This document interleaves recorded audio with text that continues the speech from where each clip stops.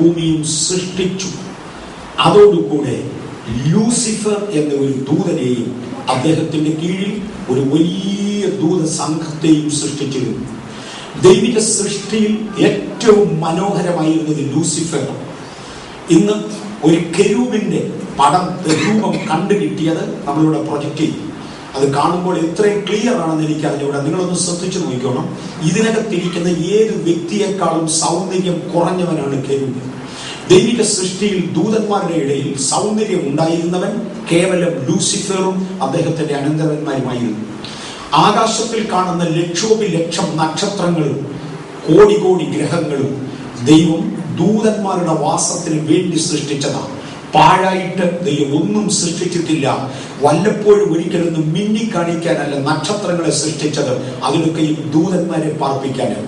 അതുകൊണ്ട് ജനിച്ച നക്ഷത്രം ഏതാണെന്ന് ചോദിച്ച് പലരും കണക്ക് കൂട്ടുന്നത്. കാര്യം ഈ നക്ഷത്രങ്ങളിൽ പാർക്കുന്ന ദൂതന്മാർക്ക് മനുഷ്യന്റെ മേൽ അല്പസ്വല്പം ഇൻഫ്ലുവൻസ് ഉണ്ട്. ഒരു ദൈവവേദനന്റെ കാര്യമല്ല ഞാൻ പറഞ്ഞ സാധാരണക്കാരന്റെ കാര്യം. ഞാൻ ദൈവത്തിന്റെ പൈതലാകയാൽ നക്ഷത്രങ്ങളുടെയും ദൂതന്മാരുടെയും സൃഷ്ടാവ് എന്റെ പിതാവാകയാൽ എനിക്ക് അവരുടെ മേൽ ഇൻഫ്ലുവൻസ് ഉണ്ട്, അല്ലാത്തവർക്ക് ഇൻഫ്ലുവൻസ്. ഇങ്ങനെ ദൈവം ആക്കിയ കൂട്ടത്തിൽ ലൂസിഫറിന് വേണ്ടി സൃഷ്ടിച്ചതാണ് ഈ ഭൂമി. യോബിന്റെ പുസ്തകം പറയുന്നത് ദൈവപുത്രന്മാർ ദൈവസന്നിധിയിൽ ഘോഷിച്ചുല്ലസിക്കുമ്പോൾ പ്രഭാത നക്ഷത്രങ്ങൾ പൊട്ടിയാർക്കവേ. യോഗം 39 തോന്നുന്നു യോബിന്റെ പുസ്തകത്തിൽ. പ്രഭാത നക്ഷത്രങ്ങൾ എന്ന് ബൈബിളിൽ എവിടെയെങ്കിലും പറയുന്നെങ്കിൽ അത് ലൂസിഫറിന്റെ സമൂഹത്തെ കുറിച്ചാണ്. കാര്യം ഹെലാൽ എന്ന വാക്കാണ് ലൂസിഫർ എന്ന നക്ഷത്രം, പ്രകാശമുള്ളവൻ എന്ന അർത്ഥത്തിലാണ്. അങ്ങേരായിരുന്നു തേജസ്സുള്ളവൻ, പ്രകാശമുള്ളവൻ, സൗന്ദര്യമുള്ളവൻ. അദ്ദേഹത്തിന്റെ മക്കൾക്ക് വേണ്ടിയാണ് ഈ ഭൂമിക്ക് ദൈവം അടിസ്ഥാനമിട്ടത്. ഞാനിന്ന് ശാസ്ത്രത്തിലോട്ട് കയറിയാൽ നിർത്താൻ പ്രയാസമാണ്.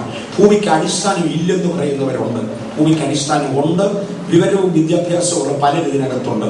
ദൈവം ഈ ഭൂമിക്ക് അടിസ്ഥാനം ഇട്ടിരിക്കുന്നത് മൾട്ടി ലെയറാണ്. ഇതിന്റെ ഏറ്റവും അടിയിലത്തെ ലെയറിൽ, അടിസ്ഥാനം എന്ന പദത്തിന് കുഴി കുഴിച്ചാൽ അത് കല്ല് കുഴിച്ചിടുക എന്ന അർത്ഥമല്ല, അത് കെട്ടിടം പണിയുടെ അടിസ്ഥാനമാണ്. ദൈവം ഭൂമിക്കിട്ടിരിക്കുന്ന അടിസ്ഥാനം ഇതിന്റെ ഏറ്റവും ഇന്നർ കോറിൽ നിക്കലും ഇരുമ്പും ചേർന്ന ഒരു മിശ്രിതം, ഒരു സ്പെഷ്യൽ അലോയിയെ ഉപയോഗിച്ചിരിക്കുന്നു. മൈലുകൾ വണ്ണത്തിൽ അതിന്റെ മുകളിൽ നിക്കലും അലോയിയും തന്നെ വേറൊരു കോമ്പിനേഷനിൽ ചേർത്ത രണ്ടാം ലെയർ.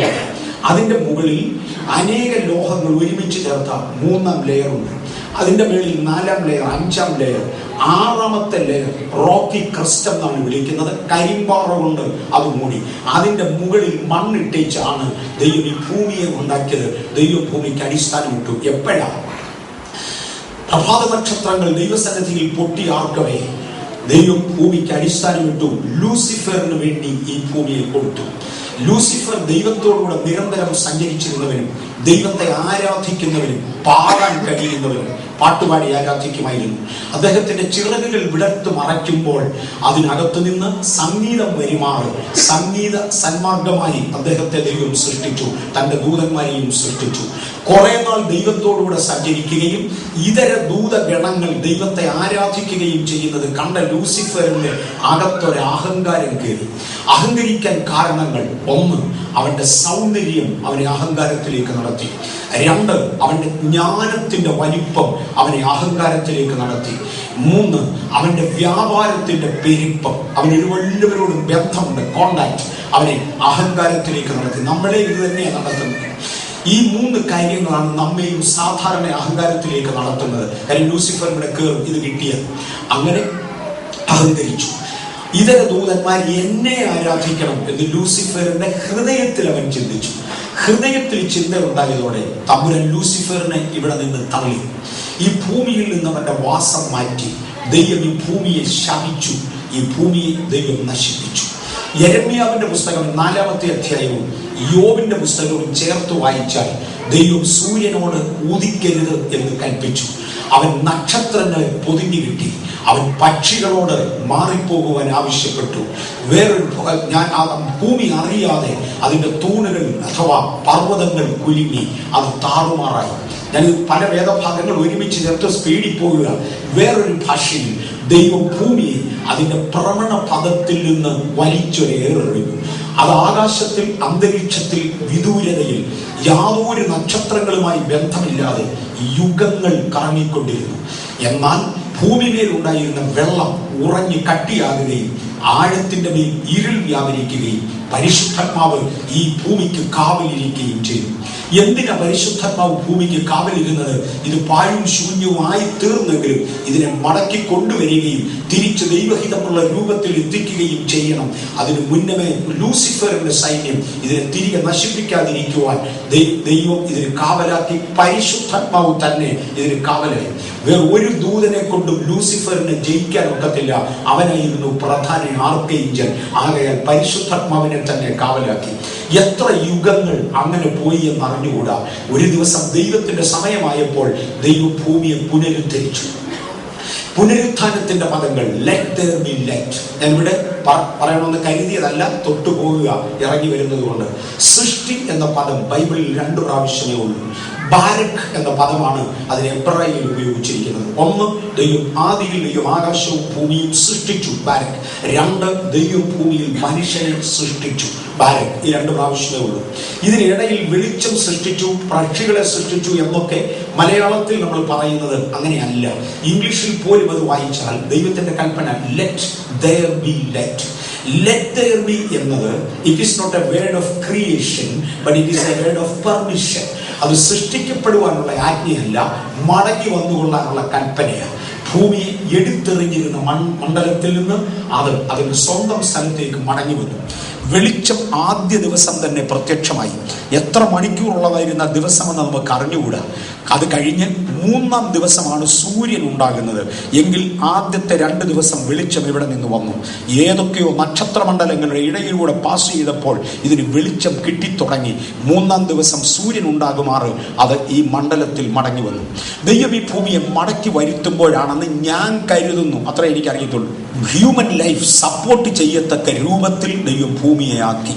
അതിന്റെ തെളിവ് 9 ഗ്രഹങ്ങളാണ് ഇന്ന് നമ്മൾ പൊതുവെ വിശ്വസിക്കുന്നത്. 8 ഉള്ളൂ. 9ാമനെ പ്ലൂട്ടോയെ ഗ്രഹമെന്ന് വിളിക്കാൻ കൊള്ളുകയില്ലെന്ന് ഇപ്പോൾ ഒരു കൂട്ടം ശാസ്ത്രജ്ഞന്മാർ പറയുന്നുണ്ട്. വാട്ടവർ 9 പേരെയാണ് നമ്മൾ പൊതുവെ ഗ്രഹമെന്ന് വിളിക്കുന്നത്. ഇതിനകത്തുനിന്ന് ലൈഫ് സപ്പോർട്ട് ചെയ്യുന്നത് ഈ ഭൂമി മാത്രമേ ഉള്ളൂ. സൂര്യനോട് ഏറ്റവും അടുത്ത് നിൽക്കുന്ന വീനസിനകത്ത് മാക്സിമം ടെമ്പറേച്ചർ 470 ഡിഗ്രി സെന്റിഗ്രേഡിന് മേളിലാണ്. മിനിമം ടെമ്പറേച്ചർ -470 ഡിഗ്രി സെന്റിഗ്രേഡിന് താഴെയാണ്. ഒറ്റ പ്രാവശ്യം സൂര്യനെ ചുറ്റി വരുമ്പോൾ അഥവാ ലൈഫ് ഉണ്ടായിരുന്നെങ്കിൽ പണ്ടേ തീർന്നു, അത് നിൽക്കില്ല. 2, സൂര്യനിൽ നിന്ന് 2ാമതായി നിൽക്കുന്ന പുള്ളി അതിന്റെ മിനിമം ടെമ്പറേച്ചറും മാക്സിമം ടെമ്പറേച്ചറും 480 ഡിഗ്രി സെന്റിഗ്രേഡാണ്. അതിന്റെ താഴോട്ട് ഇത് വരത്തേ ഇല്ല. ഇതിനകത്തൊന്നും ആർക്കും പോകാനൊക്കത്തില്ല. 3ാമത് നിൽക്കുന്നത് നമ്മുടെ ഭൂമിയാണ്. ഇവന്റെ ടെമ്പറേച്ചർ +45 ആണ് നോർമൽ മാക്സിമം. അവിടെ മുതൽ -42 വരെയാണ് ഇത് സാധാരണ പോകാറുള്ളത്. ലൈഫ് സപ്പോർട്ട് ചെയ്യാൻ കഴിയുന്ന ഏക പ്ലാനറ്റ്. അതിന്റെ താഴോട്ടുള്ളതെല്ലാം -150 താഴെയാണ്. 700 വരെയൊക്കെ താഴോട്ട് പോകും. ഇതാണ് ടെമ്പറേച്ചർ. ദിനരാത്രങ്ങൾ. ഒന്ന് നേരം വെളുത്താൽ 12 മണിക്കൂർ കഴിയുമ്പോൾ നമുക്ക് നേരം ഇരുട്ടും. ഒന്ന് ഇരുട്ടിയാൽ അടുത്ത 12 മണിക്കൂർ കഴിഞ്ഞ് വെളുക്കത്തുള്ളൂ. നടക്കാനും ഉറങ്ങാനുമുള്ള സമയം. ചില ഗോളങ്ങളിൽ 380 ദിവസം, മനുഷ്യ ദിവസങ്ങൾ കണക്ക് കൂട്ടിയെങ്കിലേ ഒരു രാത്രി തീരത്തുള്ളൂ. അടുത്ത 380 ദിവസങ്ങൾ കഴിഞ്ഞാലേ ഒരു പകൽ തീരത്തുള്ളൂ. ചിലയിടത്ത് 4 മണിക്കൂറേ ഉള്ളൂ രാത്രി. ഈ ക്രമീകരണങ്ങൾ തമ്പുരാൻ വരുത്തിയത്. ഈ സൂര്യരശ്മി ഇവിടെ വരുന്നതും ചൂടുണ്ടാകുന്നതും തണുപ്പുണ്ടാകുന്നതും മറ്റും ഇതിന്റെ അന്തരീക്ഷത്തിന്റെ ലെയറുകൾ മാറ്റിക്കൊണ്ട. ഇതിനെക്കുറിച്ച് വേദപുസ്തകം പറയുന്ന ഒരു പദമുണ്ട്. അവൻ സൂര്യൻ ഒരു കൂടാരം അടിച്ചിരിക്കുന്നു.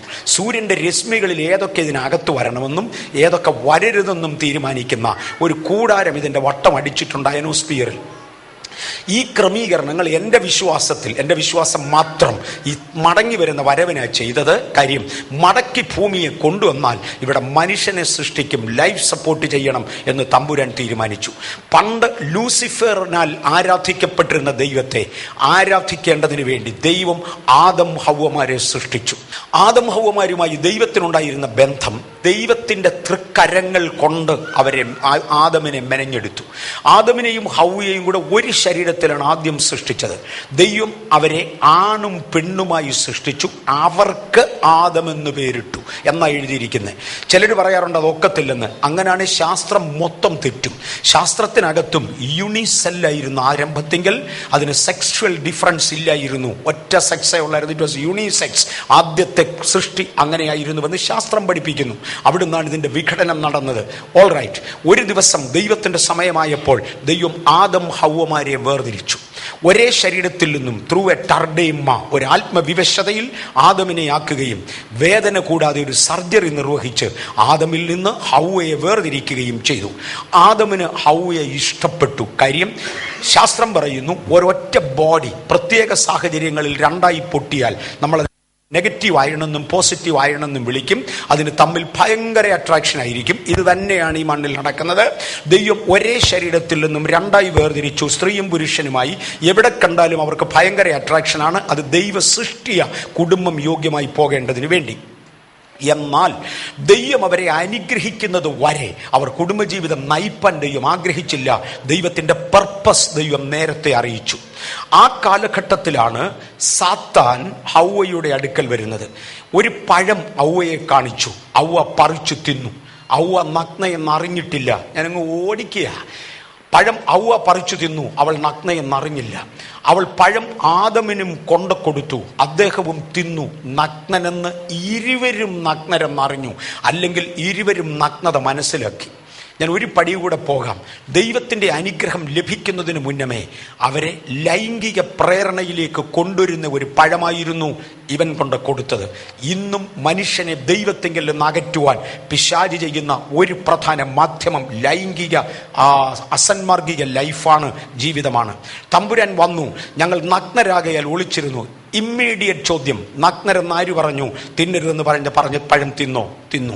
അതാണ് നഗ്നരെന്ന് അറിയാൻ കാരണം. എനിക്കിനി സഹിക്കാനൊക്കത്തില്ല, ഗെറ്റ് ഔട്ട്. തോട്ടത്തിൽ നിന്ന് വെളിയിലായി. തോട്ടം കാക്കേണ്ടതിന് ദൂതന്മാരെ കാവലാക്കി. സ്ത്രീയുടെ സന്തതി സർപ്പത്തിന്റെ തല തകർക്കും എന്ന വാഗ്ദത്തവും ലഭിച്ചു. പാപമില്ലാത്ത രക്തം ചൊരിയുന്ന സ്ത്രീയുടെ സന്തതി മുഖേന. ഈ വാക്യം ഇമ്പോർട്ടൻ്റ് ആണ്, കാണിക്കാൻ പോകുന്ന പിക്ചറിനകത്ത്. സ്ത്രീയുടെ സന്തതി, പാപമില്ലാത്ത സ്ത്രീയുടെ സന്തതിയിൽ നിന്ന് മാനവ വർഗത്തിന്റെ രക്ഷ കാണും എന്ന് എൻ്റെ കർത്താവ് പ്രഖ്യാപിച്ചു. ആദമവമാർ വെളിയിലാക്കപ്പെട്ടു. ആദം ലൂസിഫറിന് പകരം സൃഷ്ടിക്കപ്പെട്ടതാണ്. ഞാനൊരു കൊച്ചു ഉദാഹരണം, എനിക്ക് 64 വയസ്സുള്ളത് കൊണ്ട് എൻ്റെ പ്രായത്തിൽ പോകാവുന്ന ഒരു ഉദാഹരണം ഞാൻ ഉപയോഗിക്കാൻ പോകുകയാണ്. ഏതെങ്കിലും ഒരു പുരുഷൻ തൻ്റെ ഭാര്യയെ വിട്ട് മറ്റൊരു സ്ത്രീയുമായി ബന്ധമുണ്ടെങ്കിൽ ആദ്യത്തെ ഭാര്യയ്ക്ക് ഏറ്റവും വിരോധമുള്ളത് രണ്ടാമത്തെ സ്ത്രീയോടായിരിക്കും. ലൂസിഫർ ആരാധിച്ചിരുന്ന ദൈവത്തെ ലൂസിഫറിന് പകരം ആരാധിക്കുവാൻ ദൈവം സൃഷ്ടിച്ച മനുഷ്യവർഗമാണ് സാത്താൻ്റെ, ലൂസിഫറിൻ്റെ ഏറ്റവും വലിയ ശത്രു. അവനെ തകർക്കേണ്ടതിന് ആദ്യത്തിൽ കൊണ്ടുവന്ന പ്രശ്നം ഇതാ, ഇരുവരും നഗ്നരെന്ന് അന്യോന്യം നഗ്നത അറിഞ്ഞു. ദൈവത്തിൻ്റെ സമയമാകുന്നതിന് മുന്നമേ. സമയം കുറച്ചുകൂടെ പോയി. കായനെ ഉപയോഗിച്ച് ഹാബേലിനെ തല്ലിക്കൊന്നു. കായനെ കുറിച്ച് ബൈബിൾ പറയുന്നത് അവൻ ദുഷ്ടനിൽ നിന്നുള്ളവനായിരുന്നു. കാര്യം അവൻ്റെ ജനനത്തിൻ്റെ പ്രേരണ ഇതാ. ഇവൻ്റെ സന്തതിയെക്കുറിച്ച് ബൈബിൾ പറയുന്നത് സർപ്പസന്തതി എന്ന കാര്യം. സർപ്പമാണ് ഇവൻ്റെ ജനനത്തിന് പ്രേരണ കൊടുത്തത്. സാത്താൻ്റെ തലയെ തകർക്കുവാൻ വന്ന യേശു സർപ്പത്തിൻ്റെ തലയെയാണ് തകർത്തത്. ഇവർക്ക് കുഞ്ഞുങ്ങൾ ജനിച്ചു. ആ കുഞ്ഞുങ്ങൾ കൊലപാതകത്തിലേക്ക് മാറി. ദൈവം വീണ്ടും കോപിച്ചു. നാളുകൾ ചിലതൂടെ കഴിഞ്ഞു. ദൈവം നോഹയുടെ കാലം വരെ ജനത്തെ നടത്തി. നോഹയുടെ കാലമാകുമ്പോഴേക്ക് സംഭവിച്ചത്, ഇതര ദൂതഗണങ്ങളിൽ നിന്ന് ഇതര ദൂതന്മാരെ ഭൂമിയിൽ ഇറക്കി മനുഷ്യ സ്ത്രീകളെ വഷളാക്കി. അതിനെ തുടർന്ന് ബോധിച്ചവരെ വിവാഹം കഴിക്കുക എന്ന ധാരണ മനുഷ്യന്റെ ഇടയിൽ കടന്നു. ഉൽപ്പത്തി പുസ്തകം 6-ാം അധ്യായത്തിൽ ദൈവത്തിന്റെ പുത്രന്മാർ മനുഷ്യന്റെ പുത്രിമാരെ സൗന്ദര്യമുള്ളവരെന്ന് കണ്ടു. അടുത്ത വാക്യം, തങ്ങൾക്ക് ബോധിച്ചവരെ ഒക്കെയും ഭാര്യമാരായി എടുത്തു. ദൈവത്തിൻ്റെ പുത്രന്മാർ എന്നവിടെ എബ്രായ ഭാഷയിൽ എഴുതിയിരിക്കുന്നത് ഏലോഹീമിൻ്റെ പുത്രന്മാരെന്ന. വേദപുസ്തകത്തിൽ ദൈവമക്കളെ പറഞ്ഞിരിക്കുന്നത് യഹോവയുടെ മക്കളെന്ന, ദൂതന്മാരെ പറഞ്ഞിരിക്കുന്നത് ഏലോഹീമിൻ്റെ മക്കളെന്ന. ഇവിടെ എഴുതിയിരിക്കുന്നത് ഏലോഹീമിൻ്റെ പുത്രന്മാർ. അതുകൊണ്ടാണ് അവർക്ക് മനുഷ്യക്കുഞ്ഞുങ്ങളല്ല ജനിച്ചത്, ജയൻസ്, രാക്ഷസന്മാരാണ് അവർക്ക് ജനിച്ചത്. ഈ സങ്കര വിവാഹം ദൈവം ഏറ്റവും വെറുക്കുന്നതാ. രണ്ടാമത്തെ പാപം. ഒന്നാമത്തേതിൽ മനുഷ്യനെ പുറത്തെടുത്തു, രണ്ടാമത്തേതിൽ മനുഷ്യനെ നശിപ്പിച്ചു. ബോധിച്ചതിനെ ഒക്കെയും വിവാഹം കഴിക്കാം എന്ന ചിന്തയിലേക്ക് മനുഷ്യൻ തളർന്നു. തമ്പുരാൻ പറഞ്ഞു, ഇനി മുന്നോട്ട് പോകാൻ ഒക്കത്തില്ല, ഞാൻ ജലപ്രളയം കൊണ്ടുവരാൻ പോകുകയാണ്. ദൈവം ജലപ്രളയം കൊണ്ടുവന്നു. ദൈവം നോഹയെയും കുടുംബത്തെയും മാത്രം സൂക്ഷിച്ചു. നോഹ തൻ്റെ തലമുറയിൽ നീതിമാനായിരുന്നുവെന്ന് മലയാള വേദപുസ്തകം പറയുന്നു. എബ്രായ വേദപുസ്തകം പറയുന്നു, തൻ്റെ തലമുറയിൽ ക്ലീൻ റേസും ബ്ലഡും സൂക്ഷിച്ച ഒറ്റ കുടുംബം നോഹയായിരുന്നു. എബ്രായ വേദപുസ്തകത്തിൽ അങ്ങനെ എഴുതിയിരിക്കുന്നത്, ക്ലീൻ റൈസും ബ്ലഡും, ബാക്കി മുഴുവൻ പോയി, സങ്കരമായി. ക്ലീൻ റൈസും ബ്ലഡും സൂക്ഷിച്ച ഒറ്റ കുടുംബം നോഹയായിരുന്നു. ആ കുടുംബത്തെ ദൈവം രക്ഷിച്ചു. ബാക്കി മുഴുവനെയും തകർത്തു. സമയം മുന്നോട്ട് മാറി, ജനം പെരുകാൻ തുടങ്ങി. ബൈബിളിനെ കുറിച്ച് അമിത കൃത്തിപ്പ് പിശാച് ആരംഭിച്ചു. ഏദൻ തോട്ടത്തിൽ തുടങ്ങിയത് ഇതാണ്. ദൈവം വാസ്തവമായി കൽപ്പിച്ചോ? കൽപ്പന അങ്ങനെ തന്നെയാണോ? അങ്ങനെ തന്നെ ചെയ്തില്ലെന്ന ആളുകൾ ചോദിക്കുന്നത് കേട്ടിട്ടുണ്ടോ? അങ്ങ് സ്നാനപ്പെട്ടിട്ടില്ലേലെന്ന, പരിശുദ്ധാത്മാഭിഷേകം പ്രാപിച്ചിട്ടില്ലേലെന്ന, വേർപെട്ടിട്ടില്ലേലെന്ന. ഇത് തന്നെ ഏദനിൽ ആരംഭിച്ചു. ഇങ്ങോട്ട് പയ്യെ പരക്കാൻ തുടങ്ങി. അമിത കൃത്തിപ്പ് പതുക്കെ ആരംഭിച്ചു. ദൈവം നടത്തുന്നത് പോലെ തന്നെ നടക്കത്തുള്ളൂ? ഒരുപാട് ചോദ്യങ്ങളായി, ഒരുപാട് ആശയങ്ങളായി. ആട്ടെ, കാലം മുന്നോട്ട് മാറി. നിമ്രോദിന്റെ കാലമായപ്പോഴേക്കും വേദപുസ്തകത്തെ ഒരല്പം കൂടെ ക്രിട്ടിസൈസ് ചെയ്തു. ദൈവം ആദം ഹൗവമാരെ അനുഗ്രഹിക്കുമ്പോൾ റീപ്ലെനീഷ്, സന്താനപുഷ്ടിയുള്ളവരായി വീണ്ടും ഭൂമിയെ നിറയ്ക്കുക എന്ന പദം പറഞ്ഞു. നോഹയെ അനുഗ്രഹിക്കുമ്പോൾ അതേ പദം, 2 പ്രാവശ്യമേ ഈ പദവും ബൈബിളിലുള്ളൂ. റീപ്ലെനീഷ്, വീണ്ടും പരക്കുക എന്ന് പറഞ്ഞ് നോഹയെ അനുവദിച്ചു വിട്ടു. കുറെ നാൾ കഴിഞ്ഞതോടുകൂടെ നിമ്രോദ് പറഞ്ഞു, നാം പരക്കുമെന്നല്ല ദൈവം പറഞ്ഞ് ചെതറുമെന്ന. വരുവീൻ, നാം ഭൂതലത്തിലൊക്കെയും ചെതറിപ്പോകാതെ. ദൈവം ചെതറിക്കുമെന്ന് എങ്ങും പറഞ്ഞിരുന്നില്ല, പരപ്പിക്കുമെന്നാ പറഞ്ഞത്. പരക്കുകയും ചെതറുകയും രണ്ടും രണ്ടാ. നാം ഭൂലോകത്തിലൊക്കെയും ചിതറിപ്പോകാതെ ഒന്നിച്ചിരിക്കേണ്ടതിന് നമുക്ക് ആകാശം വരെ എത്തുന്ന ഒരു ഗോപുരം പണിയാം. ഞാൻ ആ പദത്തിലൊന്ന് നിൽക്കാൻ ആഗ്രഹിക്കുന്നു. ഇന്ന് 21-ാം നൂറ്റാണ്ടിൽ ലോകത്തിലെ ഏറ്റവും വലിയ യൂണിവേഴ്സിറ്റികളിൽ പഠിച്ചിറങ്ങിയ ഏതെങ്കിലും ഒരു ശാസ്ത്രജ്ഞന്, ഒരു എഞ്ചിനീയർക്ക് മേഘമണ്ഡലത്തിന്റെ മുകളിൽ കയറുന്ന ഒരു കെട്ടിടം പണിയാൻ തൻ്റെ ഇടമുള്ളവനെ കണ്ടിട്ടുണ്ട്? നല്ല കാര്യം. ഏതാണ്ട് 11 കിലോമീറ്റർ എങ്കിലും കളരം വരും മേഘമണ്ഡലം, അല്ല അതിനേക്കാൾ മേളിപ്പോ. നിമ്രോദിന്റെ കാലത്ത്, സിമെന്റ് ഇല്ലാത്ത കാലത്ത്, ഇരുമ്പില്ലാത്ത കാലത്ത് അവർ പറയുകയാണ്, വരുവീൻ നമുക്ക് മേഘമണ്ഡലത്തെ ക്രോസ് ചെയ്യുന്ന ഒരു പണി പണിയാം. അവരുടെ ടെക്നോളജി എന്നായിരുന്നെന്ന് പയ്യെ ആലോചിച്ചു. 21-ാം നൂറ്റാണ്ടിലെ ഏറ്റവും വലിയ യൂണിവേഴ്സിറ്റിയിലെ ഏറ്റവും വലിയ ഗ്രാജുവേഷൻ എടുത്ത ഒരു എഞ്ചിനീയർ 15 കിലോമീറ്റർ കിളരമുള്ള ഒരു ഗോപുരം പണിയാൻ ഉണ്ടെങ്കിൽ പുള്ളിയെ കണ്ടാൽ കൊള്ളാം. ഈ തലമുറയിൽ ഇല്ല, ഈയിടെ വരുത്തുമില്ല. ഇതിനേക്കാൾ എത്രയോ വലിയ ടെക്നോളജി ആയിരുന്നു നിമ്രോദിന്റെ കാലത്ത് ടെക്നോളജി എന്ന് പതുക്കെ ഒന്നോർത്തു. അവർക്കും അറിയാം എവിടം വരെ മേഘത്തിന് കിളരമുണ്ട്. എങ്കിൽ അവരുടെ വാക്കാണ് ആകാശം വരെ എത്തുന്ന ഒരു ഗോപുരം. ആകാശം വരെ എത്താൻ അവിടെ അങ്ങനെ ഒരു വസ്തു ഇരിപ്പില്ലെന്ന് ഇത്രയും ടെക്നോളജി ഉള്ളവൻ അറിയാം. എങ്കിലും വാക്കിന്റെ അർത്ഥം വ്യത്യസ്തമാണ്. അവർ പറഞ്ഞത് ആകാശത്തെ ഇൻഫ്ലുവൻസ് ചെയ്യുവാൻ കഴിയുന്ന ഒരു ഗോപുരം നമുക്ക് പണിയാം. എന്നത് ആകാശത്തെ ഇൻഫ്ലുവൻസ് ചെയ്യുന്നത് മാന്ത്രിക ശക്തികളാൽ ഇതര നക്ഷത്രങ്ങളിൽ വസിക്കുന്ന ദൂതഗണങ്ങളെ കൂടെ വീണ്ടും ആകർഷിച്ചെടുത്ത് പ്രകൃതിയെ നിയന്ത്രിക്കത്തക്ക സോഡിയാക് സൈൻ പോലെയുള്ള സൈനുകൾ മുകളിൽ വെക്കുന്ന ഒരു ഗോപുരം നമുക്ക് പണിയാം. അതാ പണി കാണാൻ തമ്പുരാൻ നേരിട്ടിറങ്ങി വന്നേ. ഒരു ദൂതനെ പറഞ്ഞു വിടുകയൊന്നും അല്ലായിരുന്നു, ആ നേരിട്ടിറങ്ങി വന്നു. വീണ്ടും നിമ്രോദിന്റെ കാലത്ത് തമ്പുരാൻ ഇറങ്ങി വന്നേച്ചു പറഞ്ഞു, ഭാഷ പിണക്കേച്ചു പറഞ്ഞു, നീ ഏതായാലും ചെതറാതിരിക്കാനല്ലേ ചെയ്തത്. ഇന്ന് വരെ ചെതറുക എന്ന പദം ദൈവം ഉപയോഗിച്ചിട്ടില്ല, എന്നാൽ അത് തന്നെ ആകട്ടെ, നിന്നെ ചെതറിച്ചേക്കാം. ദൈവം ചെതറിച്ചു. എവിടെയായിരുന്നു തുടക്കം? മനുഷ്യ സൃഷ്ടിക്ക് ശേഷം 1, ദൈവം അനുവദിക്കുന്നതിന് മുന്നമേ കുടുംബജീവിതത്തിലേക്ക് നിർബന്ധിച്ചു. 2, ബോധിച്ചതിനെ വിവാഹം കഴിപ്പാൻ ആവശ്യപ്പെട്ടു. 3, മാന്ത്രിക ശക്തികൾ ലോകത്തിലേക്ക് കൊണ്ടുവന്നു. ഇതര നക്ഷത്രമണ്ഡലങ്ങളിൽ പാർക്കുന്ന ദുഷ്ടാത്മശക്തികളെ സേവിക്കുവാൻ ജനത്തെ പ്രേരിപ്പിച്ചു. ദൈവത്തോടും മനുഷ്യനോടുമുള്ള വൈരാഗ്യമാണ് നിമ്രോദിന്റെ കാലം കഴിഞ്ഞതോടെ വിഗ്രഹാരാധന ലോകത്തിൽ പരന്നു. വ്യത്യസ്ത വേഷഭൂഷാദികളോടുകൂടെ വിഗ്രഹങ്ങളെ നിർത്തി ആരാധിക്കുന്ന സ്വഭാവം. അവിടെ നിന്നാണ് ദൈവം അബ്രഹാമിനെ വേർതിരിച്ചു പറഞ്ഞത്, ഇനി ഭൂമിയെ നശിപ്പിക്കുകയല്ല, പകരം എന്നെ സേവിക്കുന്ന ഒരു തലമുറയെ ഉണ്ടാക്കിയെടുക്കുവാൻ എനിക്കൊരു ജാതിയെ വേണം. ആകയാൽ അബ്രഹാമെ ഇറങ്ങി വാ. ഇവയിൽ നിന്ന് മാറി ഞാൻ പറയുന്ന പോലെ പോകുന്ന ഒരു ജാതി. അവർക്ക് കൊടുത്ത പ്രമാണങ്ങൾ ഭയങ്കരമാ, സ്ട്രിക്റ്റ് ആൻഡ് സ്ട്രിക്റ്റ്. ഈ പ്രമാണങ്ങൾ പാലിച്ച് നിങ്ങൾ വരണം.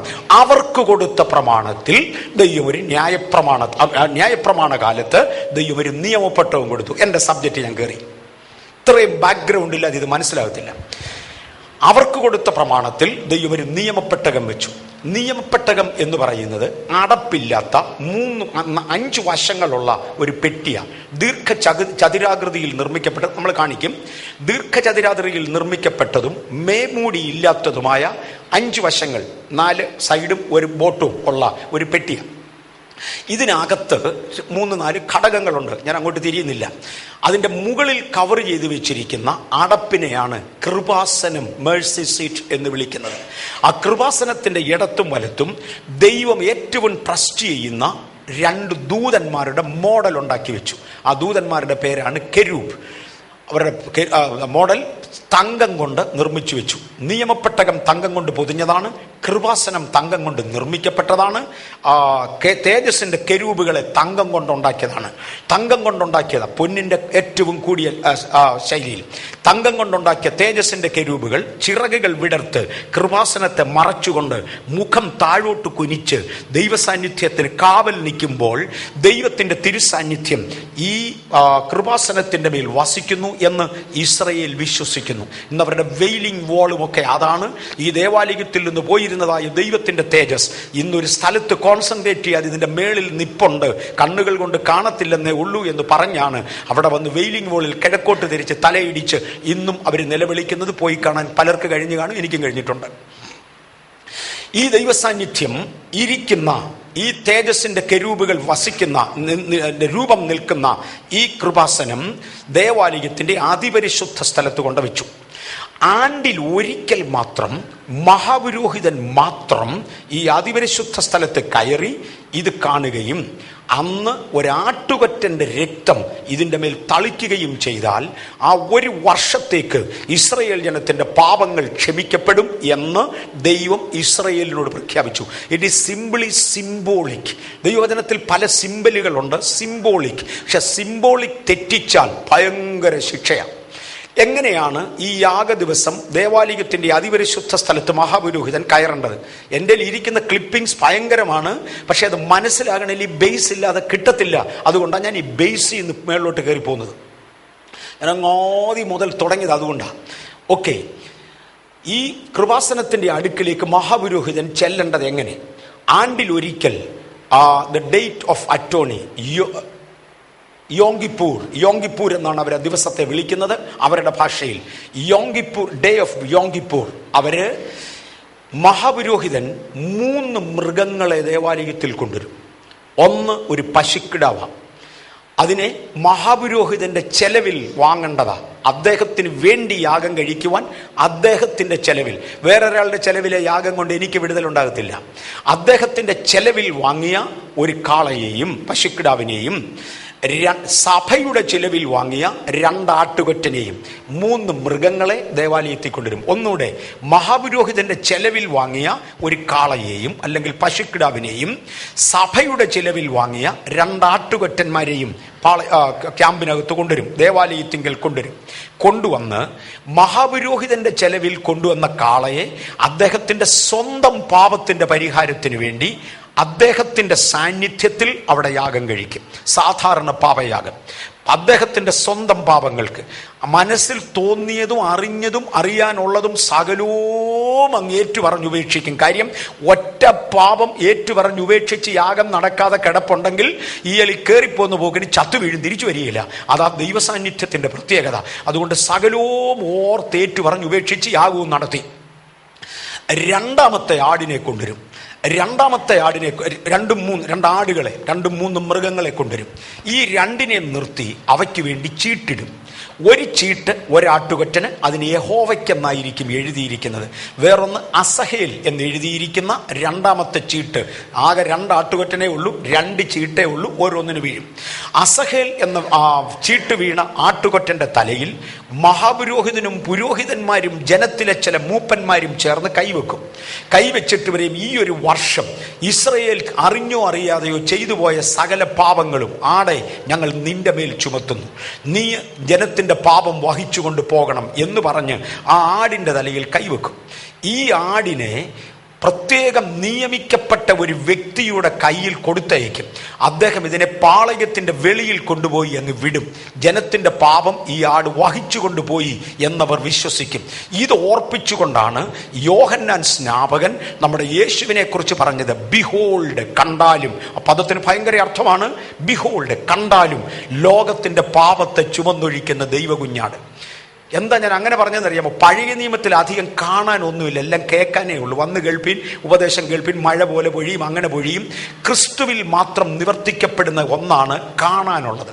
പണ്ട് സുവിശേഷം കേൾക്കാനേ ഉള്ളായിരുന്നു, ഇപ്പൊ കാണാനുണ്ട്. അത്ഭുതങ്ങളാലും അടയാളങ്ങളാലും വീര്യപ്രവൃത്തികളാലും. പണ്ട് പരിശുദ്ധാത്മാവിനെ കുറിച്ച് കേൾക്കാനേ ഉള്ളായിരുന്നു, ഇപ്പൊ കേൾക്കാനും കാണാനുമുണ്ട്. ബിഹോൾഡ് എന്ന പദം ക്രിസ്തുവിലാണ് ആരംഭിക്കുന്നത്. കാണത്തക്കവണ്ണം, behold the lamb of God, ദൈവത്തിന്റെ കുഞ്ഞാട്. കാണുക, ദൈവത്തിന്റെ കുഞ്ഞാട് പാപം ചുമന്നൊഴിക്കുന്നു. തീർന്നു. ആ കൊണ്ടുപോയ ആള് ആടിനെ പാളയത്തിന്റെ വെളിയിൽ വെറുതെ വിട്ടേക്കും, അതിന് രക്ഷപ്പെടാം. അദ്ദേഹം സന്ധ്യ വരെ അശുദ്ധനായി പാളയത്തിന്റെ വെളിയിൽ പാർത്തേച്ച്, കാര്യം പാപം ചുമിക്കൊണ്ടാ പോയെ, പാളയത്തിന്റെ വെളിയിൽ പാർത്തേച്ച് സന്ധ്യയ്ക്ക് ശേഷം, സൂര്യാസ്തമനത്തിന് ശേഷം ശരീരം വെള്ളത്തിൽ കഴുകി വസ്ത്രം അലക്കി ശുദ്ധനായി തിരിച്ച് പാളയത്തിൽ വരാം. അദ്ദേഹത്തിന് പകൽ പാളയത്തിനകത്ത് വരാനൊക്കത്തില്ല. ഇനി ശേഷിക്കുന്നത് ഒരാട്ടുകൊറ്റനാണ്, യഹോവയ്ക്കെന്ന് ചീട്ട് വീണ ആട്ടുകൊറ്റൻ. ആ ആട്ടുകൊറ്റനെ മഹാപുരോഹിതന്റെ കൈകൊണ്ട് യാഗപീഠത്തിങ്കൽ അറക്കും. അറക്കുമ്പോൾ അല്പം രക്തം, ഇവിടെയാണ് രക്തം തുടങ്ങുന്നത്, അല്പം രക്തം ഒരു സ്വർണ്ണ തളികയിൽ അദ്ദേഹം എടുത്ത് മാറ്റിവെക്കും, ഒരു വിശുദ്ധ സ്ഥലത്ത് മാറ്റിവെക്കും. ബാക്കി രക്തം യാഗപീഠത്തിന്റെ ചുവട്ടിൽ ഒഴിക്കും. എന്നിട്ട് ഈ മൃഗത്തെ തോലുരിക്കും. അതിൻ്റെ തോലും ചാണകവും അശുദ്ധ ഭാഗങ്ങളും ചേർത്ത് ഒരു മനുഷ്യന്റെ കൈ കൊടുക്കും.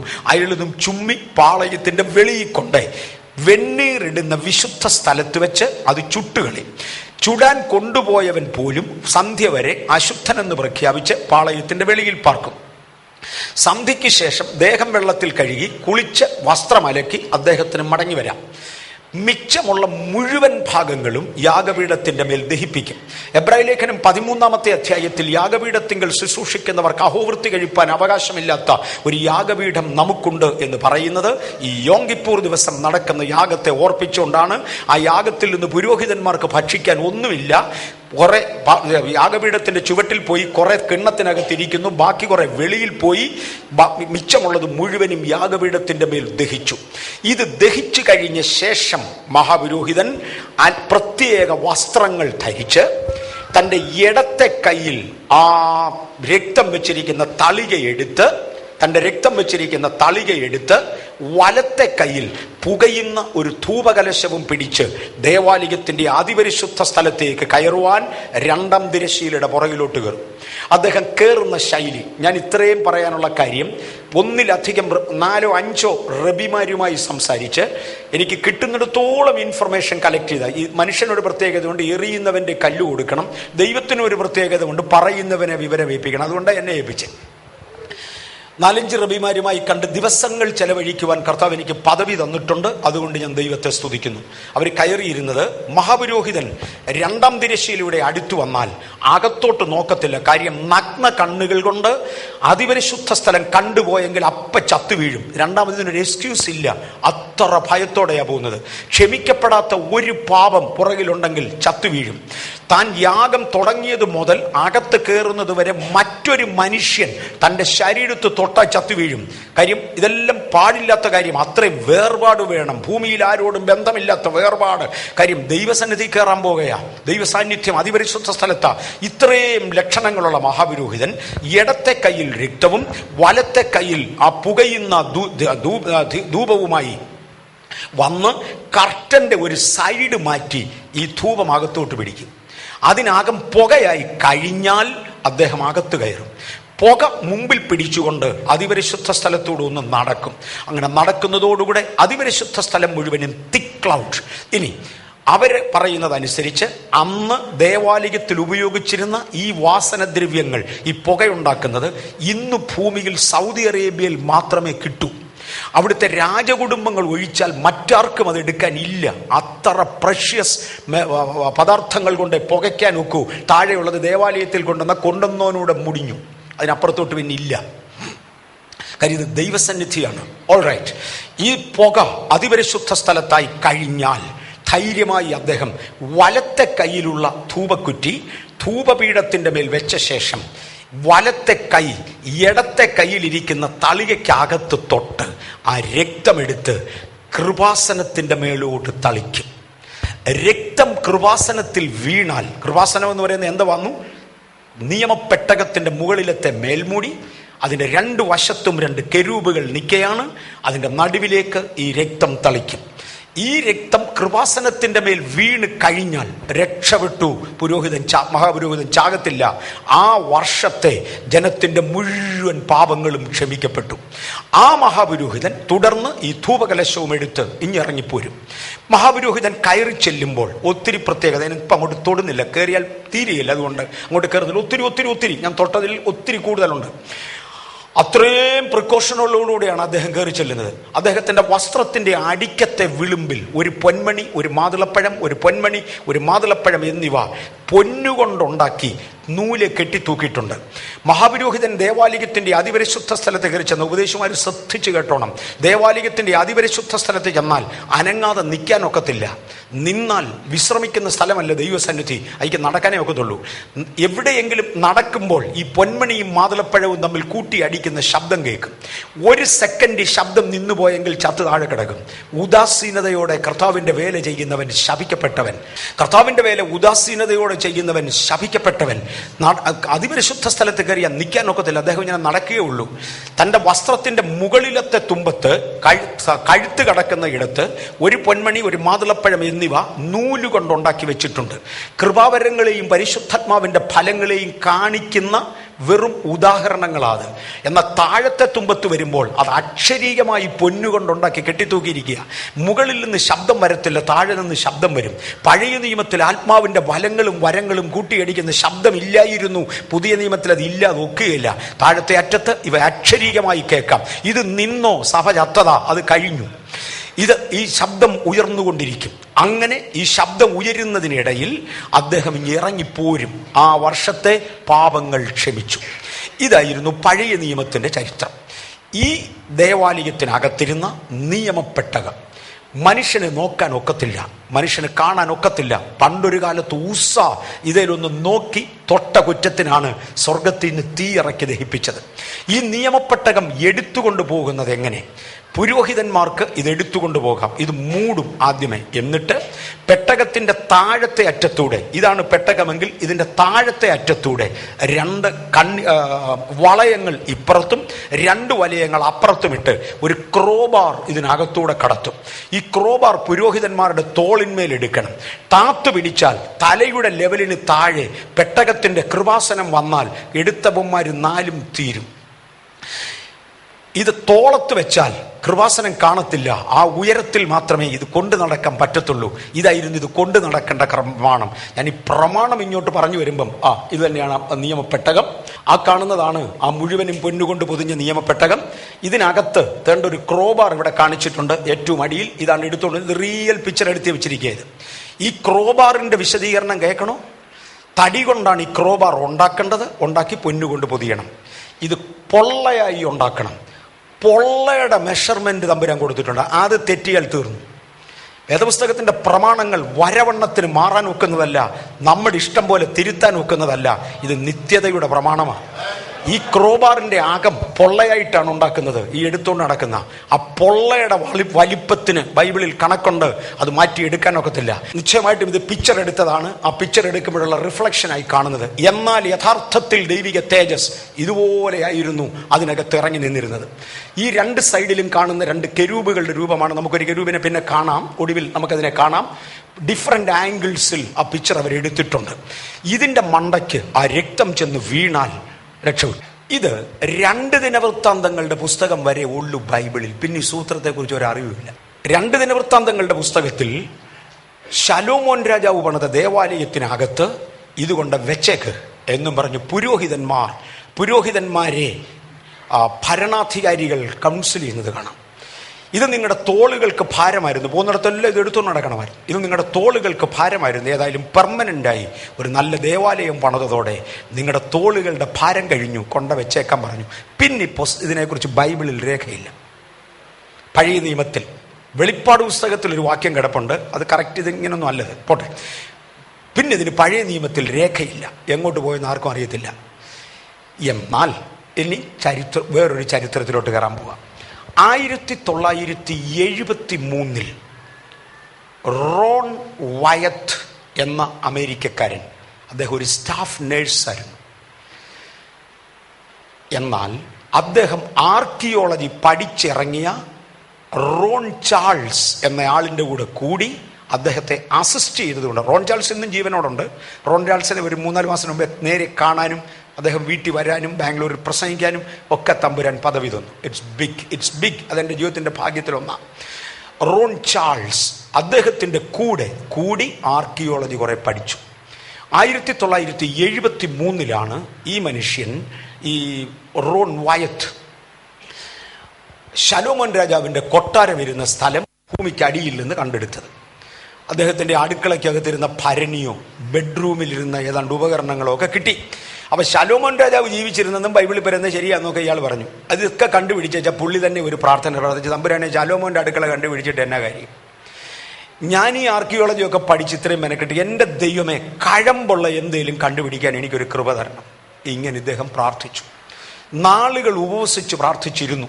അദ്ദേഹത്തിൻ്റെ സഹപ്രവർത്തകരിൽ ഒരാളായിരുന്നു തിരുവല്ല സ്വദേശിയും ഇപ്പം ട്രിവാൻഡ്രത്ത് സെറ്റിലായിരിക്കുന്ന ഒരു വർഗീസ്. ഞാൻ ഇങ്ങനെ കണ്ടിട്ടുമില്ല. വർഗീസിനെ ഞാനല്ല, വേറൊരു വർഗീസ്, ഞാൻ അങ്ങനെ കണ്ടിട്ടുമില്ല. എൻ്റെ ആളുണ്ടെന്നറിയാം. ഓക്കെ, അദ്ദേഹത്തിൻ്റെ സഹപ്രവർത്തകനായിരുന്നു. തൻ്റെ പ്രാർത്ഥന കഴിഞ്ഞു.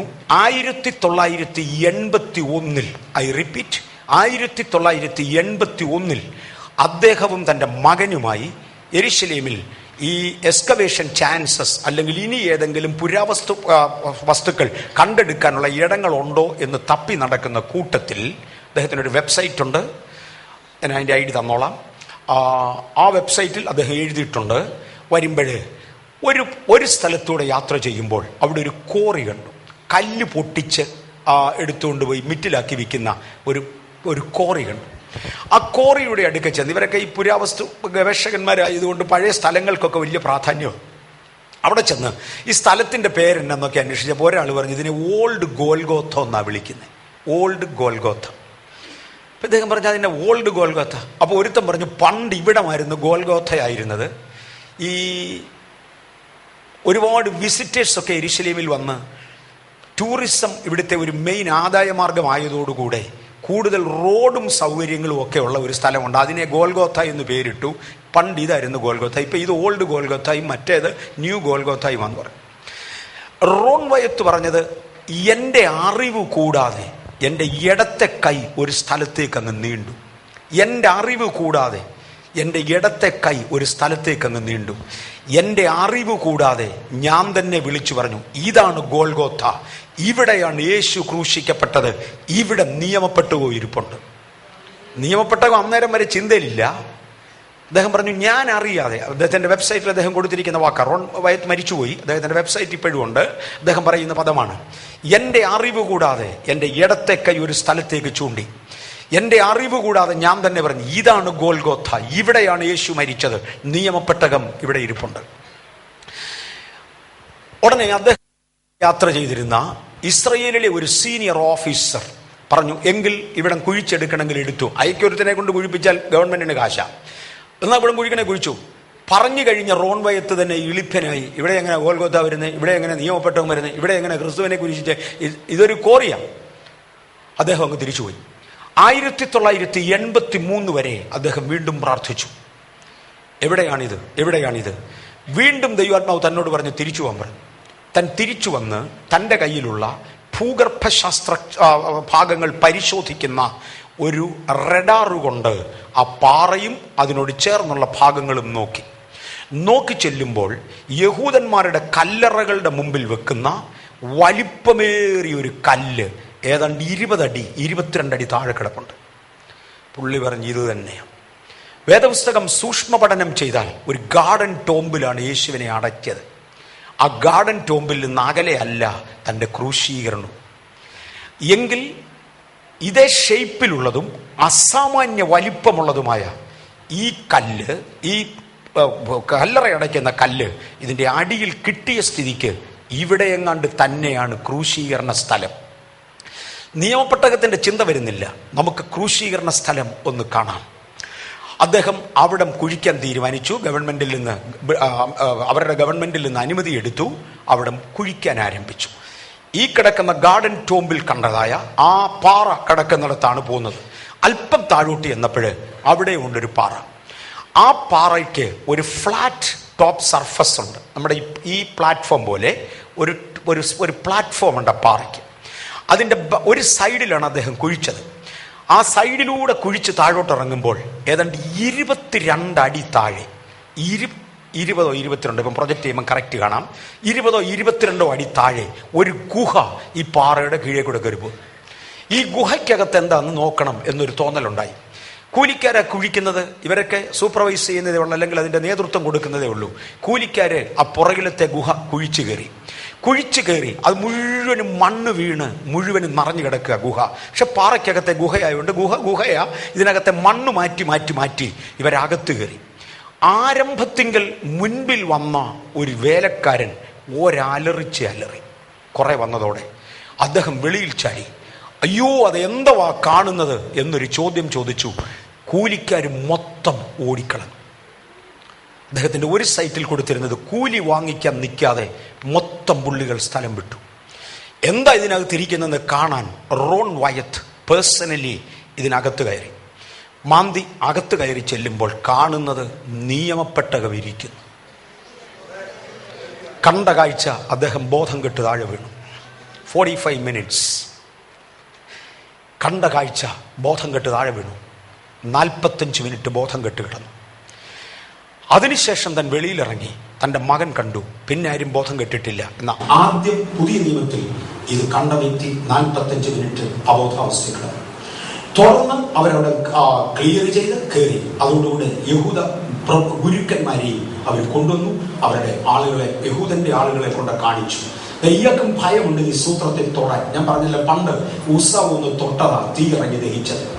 ഇവരിതിനെ കുറിച്ച് ഒരു ഇൻവെസ്റ്റിഗേഷൻ നടത്തിയപ്പോൾ യഹൂദന്മാരുടെ ഇടയിലുള്ള ചരിത്ര ശകലങ്ങൾ പ്രായമുള്ള അപ്പൂപ്പന്മാർക്ക് അറിയാവുന്നത് പറഞ്ഞു കേട്ടു.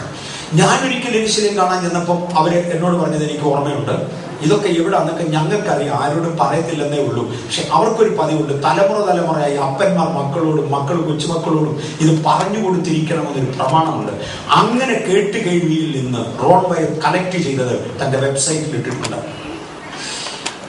ബാബിലോൺ രാജാക്കന്മാർ ഇസ്രായേലിനെ ആക്രമിക്കുമെന്നും ബാബിലോൺ രാജാക്കന്മാർ യെരൂശലേം ദേവാലയം നശിപ്പിക്കുമെന്നും യെരമ്യാ പ്രവാചകൻ മുഖേന ഇസ്രായേലിൽ അരുളപ്പാടുണ്ടായി.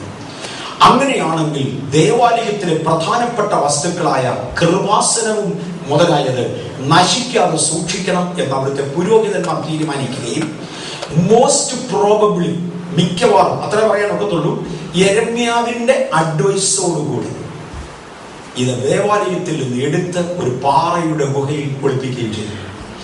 റോൺ വയത്ത് പറയുന്നത് ഇതിനോട് കൂടെ ഞങ്ങൾക്ക് പല വസ്തുക്കൾ കണ്ടുകിട്ടി. പക്ഷേ ആ വസ്തുക്കൾ എന്തൊക്കെ ഇന്ന് പൊതുജനത്തെ അറിയിക്കാൻ സമയമായില്ല എന്ന് പരിശുദ്ധാത്മാവ് എന്നോട് ഇടപെടുന്നത് കൊണ്ട് കൂടെ കിട്ടിയ വസ്തുക്കൾ ഞങ്ങൾ ഇപ്പൊ പരസ്യപ്പെടുത്തുന്നില്ല. പലതും കിട്ടി, ഞങ്ങൾ ഇപ്പൊ പരസ്യപ്പെടുത്തുന്നില്ല. ഈ കൃപാസനത്തെ കുറിച്ച് മാത്രമേ പരസ്യപ്പെടുത്തുന്നുള്ളൂ.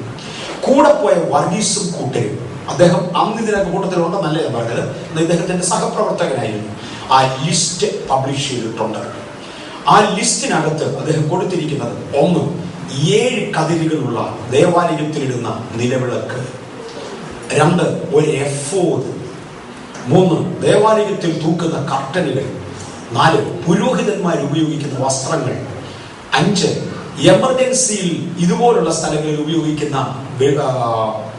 വിളക്കുകൾ, നാടൻ വിളക്കുകൾ, ദേവാലയത്തിന്റെ ഭാഗമല്ലത്, നാടൻ വിളക്കുകൾ, 6, ദേവാലയത്തിൽ ഉപയോഗിക്കുന്ന തൈലപാത്രം, 7, കർട്ടനുകൾ തൂക്കാൻ ഉപയോഗിക്കുന്ന വലിയ ഹുക്കുകൾ എന്നിങ്ങനെ അതിന്റെ കൂടെ 5 അടി 4 ഇഞ്ചാണെന്ന് തോന്നുന്നു വലിപ്പമുള്ള ഒരു വലിയ വാള്. അത്രയും വലിപ്പമുള്ള വാൾ ആർക്കും ഉപയോഗിക്കാൻ ഒക്കത്തില്ല. നാച്ചുറലി ഇത് ഗോലിയാത്തിന്റെ വാളാണെന്ന് വിശ്വസിക്കുന്നു, കണക്കാക്കുന്നു. കാര്യം ഗോലിയാത്തിന്റെ കയ്യിൽ നിന്ന് വാൾ പിടിച്ചെടുത്ത് ദാവീദ് ഇതുകൊണ്ട് ദേവാലയത്തിലാണ് വെച്ചിരുന്നത്. ഈ കൂട്ടത്തിൽ ഒരു വാളുമുണ്ട്, 5 അടി 4 ഇഞ്ച്, മനുഷ്യൻ ഉപയോഗിക്കാൻ കഴിയാത്ത വലിപ്പമേറിയ ഒരു വാള്. ഇതാണ് കൂടെ കിട്ടിയ വസ്തുക്കൾ. ചിലതിന്റെ എല്ലാം പിക്ചറും കാണാം, വേറൊരു സൈറ്റിൽ കിടപ്പുണ്ടാകും. ഇതെല്ലാമാണ് കണ്ടുകിട്ടിയത്. ഓക്കെ, ഇവർ ഈ നിയമപ്പെട്ടകത്തിന്റെ അടുക്കലേക്ക് ചെല്ലുമ്പോൾ ചെന്ന് ഇതിന് ശോധന ആരംഭിച്ചു. അദ്ദേഹം പറഞ്ഞു, ടാറ് പോലെ ഏതോ ഒരു വസ്തു ഇതിന്റെ പുറത്തൂടെ ഒഴുകിക്കിടക്കുന്നു. കറുത്ത ഒരു വസ്തു ടാറ് പോലെ ഇതിന്റെ പുറത്തൂടെ ഒഴുകിക്കിടക്കുന്നു. ഈ വെബ്സൈറ്റുകളിൽ ഒന്നും അത് ക്ലിയർ അല്ല. എന്നാൽ വർഷങ്ങൾക്ക് മുമ്പേ 1984 ഞാൻ ഇതിൻ്റെ ഒരു വീഡിയോ കണ്ടതാണ്. ആ വീഡിയോയ്ക്കകത്ത് ഈ ഒഴുകിക്കിടക്കുന്ന ഈ ടാറ് പോലെ ഒഴുകി പരന്നു കിടക്കുന്ന ആ കറുത്ത വസ്തുവിന്റെ ഒരു എഡ്ജ് ഒരല്പം കിടന്നിരിപ്പുണ്ട്. ഒരു എഡ്ജ് ഒരു മേശയുടെ പുറത്ത് ടാറ് വീണാൽ അത് ഉണങ്ങിക്കഴിഞ്ഞ ശേഷം ആ ടാർ ഇളകി വരുന്നത് പോലെ ഒരു സൈഡ് ഒരല്പം ഇളകിയിട്ടുണ്ട്. എനിക്ക് ഇന്ന് അതിന്റെ ഗൗരവം മനസ്സിലാകും. അന്ന് എനിക്കറിയാം, ഇന്ന് ഞാൻ എന്റെ മണ്ടയ്ക്ക് എത്ര മണിക്കൂറുകൾ ഇന്ന് പ്രാർത്ഥിച്ചിട്ടുണ്ടെന്ന് അറിയാമോ? കാരണം ജനത്തിന്റെ മുമ്പിൽ ഇത് ഞാൻ വിളമ്പണോ വേണ്ടായി, ഇതിനകത്ത് വല്ല കള്ളത്തിലോ ഉണ്ടോ, ഞാൻ ദൈവനാമത്തിൽ കള്ളം പറഞ്ഞൊന്ന് വരരുത്, മറ്റൊരുത്തൻ എന്നെ കളിപ്പിച്ചു അതുകൊണ്ട് ഞാനും അവന്റെ കള്ളം പറഞ്ഞൊന്ന് വരരുത്. ഞാൻ ഒത്തിരി പ്രാർത്ഥിച്ചു, നീണ്ട വർഷങ്ങൾ മിണ്ടാതിരുന്നു. അത് കഴിഞ്ഞ വർഷമാണ് പരിശുദ്ധവരെ തുറന്നതിനെ കുറിച്ച് അന്വേഷിച്ചോളാം, ടൈമായി അന്വേഷിച്ചോളാം. അങ്ങനെ അന്വേഷിച്ചത് ഞാൻ നന്നായി റിക്കവർ ചെയ്തു. എൻ്റെ മെമ്മറിയൊക്കെ ഒരുപാട് പോയെങ്കിലും ഞാൻ നന്നായി റിക്കലക്ട് ചെയ്യുന്നുണ്ട് അന്ന് കണ്ട ആ ഒരെണ്ണം, ആ ഒരു വീഡിയോ. ഒരു കോർണറിൽ ഇത് ഇളകിയിരിക്കുന്നത് കൊണ്ട് ഒന്ന് കിടന്നിരിക്കുന്നത് കൊണ്ട് ഒരു കാര്യം മനസ്സിലായി, കൃപാസനത്തിന്റെ എഡ്ജ് വരെ ഇത് ഒഴുകിയിട്ടുണ്ട്. കൃപാസനത്തിന്റെ എഡ്ജ് വരെ 1 മില്ലിമീറ്റർ പോലും കുറഞ്ഞിട്ടില്ല. പഴയ നിയമത്തിലെ മഹാപുരോഹിതൻ ഇതിൽ ഒരു 2 തുള്ളി തളിച്ചങ്ങ് പോവുകയായിരുന്നു. അതിൽ ചാകുന്നതിന് മുമ്പേ ഇറങ്ങണം. അങ്ങനെ ഇത് 2 തുള്ളി തളിച്ച് ഇറങ്ങുകയായിരുന്നു. എന്നാൽ ഈ ഒഴുകിയിരിക്കുന്ന സാധനം ഇതെ കംപ്ലീറ്റ്ലി കവർ ചെയ്തിട്ടുണ്ട്. ഒരു ഡ്രോപ്പ് പോലും വെളിയിൽ പോയിട്ടില്ല. ബാക്കി ഇനി ഞാൻ പിന്നെ പറഞ്ഞോളാം എന്നെ ഞാൻ അർത്ഥമാക്കുന്നത്. ആ ഒരു ബേസിൽ ഞാൻ ബാക്കി പറഞ്ഞോളാം ചില പ്രധാനപ്പെട്ട കാര്യങ്ങൾ. റോഡ് വയത്ത് ശോധന ചെയ്തു വരുമ്പോൾ ഈ ഗുഹ ഏതാണ്ട് മുകൾ തട്ടിൽ നിന്ന് 20 അടി താഴെയാണ്. ഈ ഗുഹയുടെ മുകൾ വശത്തൂടെ ഇതേ കറുത്ത സാധനം താഴോട്ട് ഒഴുകിയിട്ടുണ്ട്. സൂക്ഷ്മ പരിശോധന ചെയ്യുമ്പോൾ യേശുവിനെ കുരിശിച്ചത് ഈ പാറയുടെ മേളിലാണ്. യേശുവിന്റെ ജനനത്തിന് ഉദ്ദേശം 600ഓളം വർഷങ്ങൾ, 500നും 600നും വർഷങ്ങൾക്കിടയിൽ, ക്രിസ്തുവിന്റെ ജനനത്തിന് 500നും 600നും വർഷങ്ങൾക്കിടയിൽ ദേവാലയത്തിന്റെ അതിപരിശുദ്ധ സ്ഥലത്തിരുന്ന ഈ വിശിഷ്ട വസ്തു ആരോ എടുത്ത്, നിശ്ചയമായും അവരുടെ പുരോഹിതന്മാരും ആളുകളുമാണ്, ഏതോ പ്രവാചകന്റെ ഗൈഡൻസിൽ കൊണ്ടുവന്ന് ഒരു ഗുഹയ്ക്കകത്ത് ഒളിപ്പിച്ചു. കാലത്തിന്റെ പോക്കിൽ ബാബിലോൺ ഗവൺമെന്റ് ഇസ്രായേൽ ആക്രമിച്ചു നശിപ്പിച്ചു. അന്ന് ഒളിപ്പിച്ചു വെച്ച പുരോഹിതന്മാരുടെയും കറ്റുപോയി. ഇതെവിടെയാണെന്ന് ആരും അറിഞ്ഞില്ല. ബാബിലോൺ ഗവൺമെന്റിനെ ഒരു 70 വർഷം കഴിഞ്ഞപ്പോൾ തമ്പുരാൻ മാറ്റി. ഒത്തിരി വർഷങ്ങൾ കഴിഞ്ഞ ശേഷം റോമൻ ഗവൺമെന്റ് ഭരണത്തിൽ വന്നു. റോമൻ ഗവൺമെന്റ് ക്രൂശീകരണം എന്ന ശിക്ഷാ നടപടി കൊണ്ടുവന്നു. ക്രൂശീകരണത്തിന് വേണ്ടി റോമൻ ഗവൺമെന്റ് തെരഞ്ഞെടുത്ത ഒരു സ്ഥലമാണ് ഈ പാറ. തുടങ്ങവർക്ക് ക്രൂശീകരണത്തിന് വേണ്ടി പ്രധാനമായും 3 സ്ഥലങ്ങളാണ് അവർ ഉപയോഗിച്ചത്. ഇന്നത്തെ ചരിത്രത്തിൽ 3 സ്ഥലങ്ങളാണ് ഉപയോഗിച്ചത്. ഒരു വർഷത്തിൽ 3 പ്രാവശ്യം മാത്രമേ ക്രൂശീകരണം നടക്കൂ. എല്ലാ ദിവസവും നടക്കത്തില്ല. അതിൽ പെസഹ പെരുന്നാളിനോട് ചേർന്ന് നടക്കുന്ന ക്രൂശീകരണത്തിൽ ഒരു പുള്ളിയെ ഫ്രീ ആയിട്ട് വിടും, ക്രൂശീകരിക്കപ്പെടാം. മറ്റ് 2 സന്ദർഭങ്ങളിലും വിടത്തില്ല. പെസഹ പെരുന്നാളിനോട് ചേർന്ന് നടക്കുന്ന ക്രൂശീകരണ സമയത്ത് ഒരു പ്രതിയെ വെറുതെ വിടും. ഇനി ബൈബിൾ കൊണ്ട് കണക്ട് ചെയ്ത് വായിച്ചാൽ മനസ്സിലാവും. പെരുന്നാളിന് ക്രൂശിക്കുന്ന സമയത്ത് ഒരുത്തനെ വെറുതെ വിടുന്നത് യേശുവിനെ വേണോ ബർബാസിനെ വേണോ എന്നാണ് പീലാത്തോസ് ചോദിച്ചത്. മുന്നോട്ട് വരാം. 3 സ്ഥലങ്ങളിലാണ് ക്രൂശീകരണം നടക്കുന്നത്. ക്രൂശീകരണത്തിന് വേണ്ടി ഗ്യാങ് ലീഡറിനെ, സാധാരണ ഒരു 3 ഗ്യാങ്ങിനെ ആയിരിക്കും ക്രൂശിക്കുന്നത്. ഗ്യാങ് ലീഡറിനെ ഒരല്പം ഉയർന്ന സ്ഥാനത്തും ഗ്യാങ് മെമ്പേഴ്സിനെ താഴ്ന്ന സ്ഥാനത്തുമായിരിക്കും ക്രൂശീകരിക്കുന്നത്. ഇതെല്ലാം കാണും. ഇപ്പൊ നമുക്ക് അപ്പൊ പാറ കിടക്കുന്നതല്ല. ഈ ഗ്യാങ് ലീഡറെ ക്രൂശിക്കുമ്പോൾ അദ്ദേഹത്തിന്റെ കുരിശിന്റെ മുകളിൽ ഈ ഗ്യാങ്ങിന്റെ കുറ്റസംഗതി എന്തെന്ന് എഴുതി വെക്കും. മറ്റാരുടെയും ക്രൂശിന്റെ മുകളിൽ ഇത് എഴുതത്തില്ല. ഗ്യാങ് ലീഡറെ അത് എഴുതി തൂക്കുവാൻ ഈ പറയപ്പെടുന്ന പാറയുടെ മുകളിൽ പ്രത്യേക ഒരു സ്ഥാനമുണ്ട്. എങ്ങനെയാണ് ക്രൂശ് ഉറപ്പിക്കുന്നത്? കുരിശ് ഒരു കപ്പിയുടെ സഹായത്താൽ വലിച്ചു മുകളിലേക്ക് ഉയർത്തിയിട്ട് അതിനുവേണ്ടി വെട്ടി ഉണ്ടാക്കിയിരിക്കുന്ന ഒരു കുഴിയുണ്ട്. ആ കുഴിയിലേക്ക് ഇടും. ആ കുഴിക്കകത്തിൽ ഉറയ്ക്കും. 9 ഇഞ്ച് ഗുണം 9 ഇഞ്ചാണ് ക്രൂശിന്റെ ചുവട്ടിന്റെ വലിപ്പം, അല്ലെങ്കിൽ 4 ഇഞ്ച് ഗുണം 4 ഇഞ്ച് ക്രൂശിന്റെ ചുവട്ടിന്റെ വലിപ്പം. പച്ചത്തടി കൊണ്ട് കുരിശുണ്ടാക്കുന്നത്. അടിയിലത്തെ ഹോളും അതേ വലിപ്പമായിരിക്കും. ഒന്നിൽ 9 ഇഞ്ച് അല്ലെങ്കിൽ 4 ഇഞ്ച്. കൃത്യം ഈ ഹോളിലേക്ക് പച്ചത്തടി വന്ന് വീഴുമ്പോൾ തടിയുടെ ഭാരവും അതിന്റെ മേൽ തൂങ്ങിക്കിടക്കുന്ന വ്യക്തിയുടെ ഭാരവും ചേർന്ന് ശക്തിയോടുകൂടെ വീഴുമ്പോൾ പച്ചത്തടിക്കുള്ള സ്വാഭാവിക ഗുണത്താൽ അതിന്റെ ചുവടൊന്ന് ഒതുങ്ങിക്കൊടുക്കും. അത് ഈ ഹോളിനകത്തോട്ട് ഇറങ്ങി ഉറയ്ക്കും. തുടർന്ന് മുകളിലത്തെ കപ്പിയിൽ നിന്നും കയറഴിച്ചു മാറ്റിയാൽ ഈ വ്യക്തിയെ കുരിശ് കൊണ്ട് നാട്ടി നിർത്തിയിരിക്കുന്നത് പോലെ നിൽക്കും. ഇങ്ങനെ കുരിശ് നാട്ടുവാനുള്ള ഹോളുകൾ അവിടെ ഉണ്ട്. ഈ പ്ലാറ്റ്ഫോമിന്റെ മുകളിൽ, പ്ലാറ്റ്ഫോം നോർമൽ ഗ്രൗണ്ടിൽ നിന്ന് 4 അടി ഉയർന്നതാണ്. ഈ നിൽക്കുന്ന പ്ലാറ്റ്ഫോം ആ പാറയുടെ സർഫസ് ആണെന്ന് ഇരിക്കട്ടെ, അതിന്റെ മുകളിൽ ഇതാ ഈ ഇരിക്കുന്നത് പോലെ 4 അടി ഉയരത്തിൽ ഒരു പ്ലാറ്റ്ഫോം ഉണ്ട്. ആ പ്ലാറ്റ്ഫോമിന്റെ മുകളിൽ കുറ്റസംഗതി എഴുതി തൂക്കുവാനും കപ്പി കെട്ടി തൂക്കുവാനും പുറകിലത്തെ വാളിൽ നിന്ന് പ്രൊജക്ട് ചെയ്ത് നിൽക്കുന്ന ഒരു ഭാഗമുണ്ട്. എല്ലാം ഇപ്പൊ ഞാൻ കാണിക്കാം. ഇതിലാണ് വലിച്ചു കിളത്തുന്നത്, അവിടെയാണ് കുറ്റസംഗതി എഴുതി വെക്കുന്നത്. മത്തായിയുടെ സുവിശേഷം 27-ാമത്തെ അധ്യായത്തിൽ യേശു ചെയ്യുവാനുള്ളത് മുഴുവനും തികച്ച ശേഷം ഏറ്റവും ഒടുവിൽ ഒരു പ്രസ്താവന പറഞ്ഞു, നിവർത്തിയായി. ഈ പ്രസ്താവന പറയുകയും ഒരു ഭൂകമ്പം ഉണ്ടായി. ബൈബിൾ പറയുന്നു പാറകൾ പിളർന്നു. റോക്സ് വർ സ്കാറ്റർഡ് എന്നല്ല, റോക്സ് വർ റെൻഡഡ് എന്ന് എഴുതിയിരിക്കുന്നു. ഭയങ്കര അർത്ഥമാണ്. സാധാരണഗതിയിൽ ഒരു പാറ പൊട്ടുകയാണെങ്കിൽ സിഗ്സാഗ് കയറി ഇറങ്ങിയായിരിക്കും പൊട്ടുന്നത്. കയറി ഇറങ്ങി പൊട്ടുന്നതിനേക്കാൾ നേരെ കീറുന്നതിന് വ്യത്യാസമുണ്ട്. ഇവിടെ സംഭവിച്ചിരിക്കുന്നത് റോക്സ് വർ റെൻഡ്. ഈ പാറ ആ യേശുവിന്റെ ക്രൂശ് വെക്കുവാൻ വേണ്ടി മണ്ടയിൽ ഉണ്ടാക്കിയിരുന്ന ഹോൾ മുതൽ താഴത്തെ അറ്റം വരെ പൊട്ടി. ഈ സമയത്താണ് പടയാളി വന്ന് വിലാപ്പുറത്ത് കുത്തുകുത്തുന്നത്. ചങ്കിൽ നിന്ന് രക്തവും വെള്ളവും താഴോട്ടൊഴുകി. ഈ മിശ്രിതം 20 അടി പാറയുടെ അകത്തൂടെ ഒഴുകി അടിയിൽ നേരത്തെ ദൈവം വെച്ചിരുന്ന നിയമപ്പെട്ടകത്തിന്റെ മുകളിൽ നിരവധി. മാനവവർഗത്തിന്റെ പാപത്തിന്റെ പരിഹാരം യേശു കാൽവറിയിൽ പ്രവർത്തിച്ചു. പഴയ നിയമത്തിന്റെ മഹാപുരോഹിതന്മാർ സിംബോളിക്കായി ചെയ്തു വന്നത് അതിന്റെ പൂർണ്ണതയിൽ എന്റെ കർത്താവ് കൊണ്ട് എത്തിച്ചു. ആ രക്തമാണ് ഈ കടന്നത്. പ്രൊജക്ട് ചെയ്യുന്നതിന് മുമ്പേ ഒരിച്ചിലൂടെ അപ്പോഴത്തും സംഘവും ഇലക്ട്രോണിക് ഉപകരണങ്ങൾ കൊണ്ട് ഈ കിടക്കുന്ന ടാറ് രക്തം തന്നെയാണെന്ന് ഉറപ്പുവരുത്തുവാൻ ഉപകരണങ്ങളുമായി കേവിനകത്തെത്തി. കേവിന്റെ അകത്ത് വെച്ച് അവരത് ശോധന ചെയ്തു. It's human blood. നൂറ്റാണ്ടുകളുടെ പഴക്കമുള്ള ഹ്യൂമൻ ബ്ലഡ് ആണെന്ന് കണ്ടു.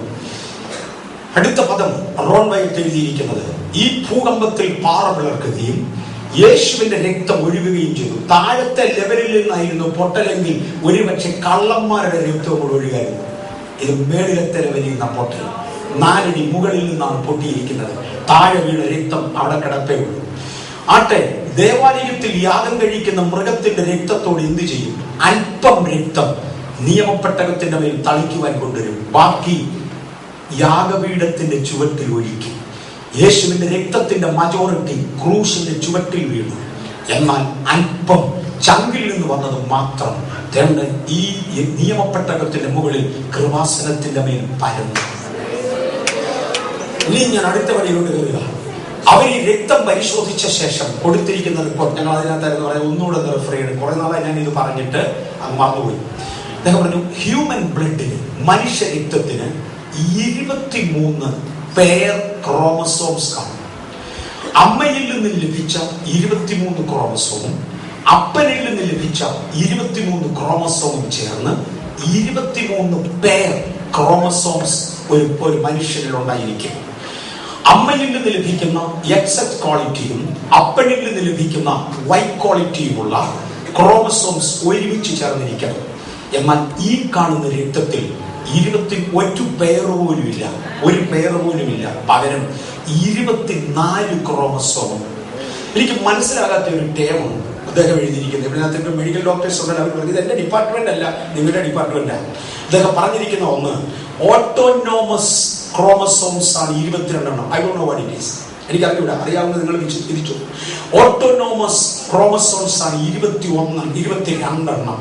ഓട്ടോസോമൽ ക്രോമസോംസ് ആണ് 22 എണ്ണം. ഒരെണ്ണം എക്സും ഒരെണ്ണം വൈയും ഉണ്ട്. There is no combination. നിത്യനായ ദൈവത്തിങ്കിൽ നിന്ന് ജനിച്ച വിവാഹബന്ധത്താൽ അല്ലാതെ വന്ന ഏദനിൽ ആദം ഹവ്വമാർ പഴം പറിച്ചു തിന്ന് ദൈവം അവരെ അനുഗ്രഹിക്കുന്നതിന് മുന്നമേ കുടുംബജീവിതം ആരംഭിച്ചെങ്കിൽ കുടുംബജീവിതത്തിൽ നിന്നല്ലാതെ നേരെ ഇറങ്ങി വരുവാൻ തീരുമാനിച്ച ദൈവം തന്റെ രക്തം പരിശോധിച്ചത് തെളിയിക്കുവാൻ കഴിഞ്ഞത്. ഒറ്റ കാര്യം കൂടെ തൊട്ടേച്ച് നിർത്താൻ പോകാം. ഇത് ഞാൻ ഒരു കാര്യം പറഞ്ഞു, ഇതിന്റെ പുറത്തൊഴുകി വീണിരിക്കുന്ന രക്തം 1 മില്ലിമീറ്റർ താഴോട്ട് ഓവർഫ്ലോ ചെയ്തിട്ടില്ല. 1 മില്ലിമീറ്റർ സ്ഥലം രക്തമില്ലാതെ വിട്ടിട്ടുമില്ല. ഇതിനെ അഭിഷേകം ചെയ്യേണ്ടവർ, ഇതിനെ കംപ്ലീറ്റ്ലി ഒഴുകുന്നതിനെ അഭിഷേകം ചെയ്യുന്നവരെ ദാനിയേൽ പ്രവചനം 9-ാം അധ്യായം 25-ാമത്തെ വാക്യത്തിൽ ഒരു ഗൗരവമുള്ള ഭാഗം കിടപ്പുണ്ട്. അതിപരിശുദ്ധമായതിനെ അഭിഷേകം ചെയ്യുവാനും പാപങ്ങൾക്ക് പ്രായശ്ചിത്തം വരുത്തി അകൃത്യങ്ങൾക്ക് പരിഹാരം കാണുവാനും അഭിഷക്തൻ ഛേദിക്കപ്പെടുവാനുമായി നിനക്ക് 69 ആഴ്ചവട്ടം. 69 ആഴ്ചവട്ടം കഴിയുമ്പോൾ ദാനിയേൽ പ്രവചനം 9:25 69 ആഴ്ചവട്ടം കഴിയുമ്പോൾ ഒരു അഭിഷക്തൻ ഛേദിക്കപ്പെടും. ആ അഭിഷക്തൻ ഛേദിക്കപ്പെടുമ്പോൾ എന്തൊക്കെ നടക്കും? ഒന്ന്, അതിപരിശുദ്ധമായതിനെ അഭിഷേകം ചെയ്യും. തീർന്നില്ല. ഈ റോൾവയത്ത് ഒരു ചോദ്യം ചോദിച്ചു, അതിപരിശുദ്ധമായത് എന്ന് ഇതിനെ പറയുവാനുള്ള കാരണം എന്താ?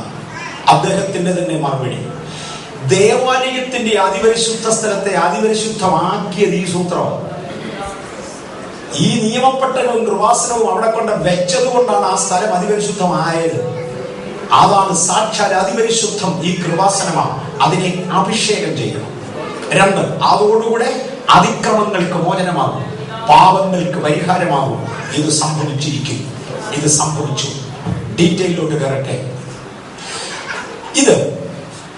ഇതാകെ ഒഴുകി 1 മില്ലിമീറ്റർ താഴേക്ക് സ്ലിപ്പ് ചെയ്തിട്ടില്ല. ഒരു ഡ്രോപ്പ് താഴെ പോയിട്ടില്ല. 1 മില്ലിമീറ്റർ അഭിഷേകം ചെയ്യാതെ വിട്ടിട്ടില്ല. ഞാനിവിടെ ഒരു ശാസ്ത്രീയ ബാക്ക്ഗ്രൗണ്ടിലേക്ക് വരാൻ പോവുകയാണ്. ഞാനൊരല്പം പച്ചവെള്ളം എടുത്ത് ഒരു മേശയുടെ പുറത്തോട്ട് ഒഴിച്ചാൽ ആ മേശയ്ക്ക് എത്ര മിനുക്കമുണ്ട് അതിനനുസരിച്ചായിരിക്കും പച്ചവെള്ളം ഒഴുകുന്നത്. കറക്റ്റാണല്ലോ.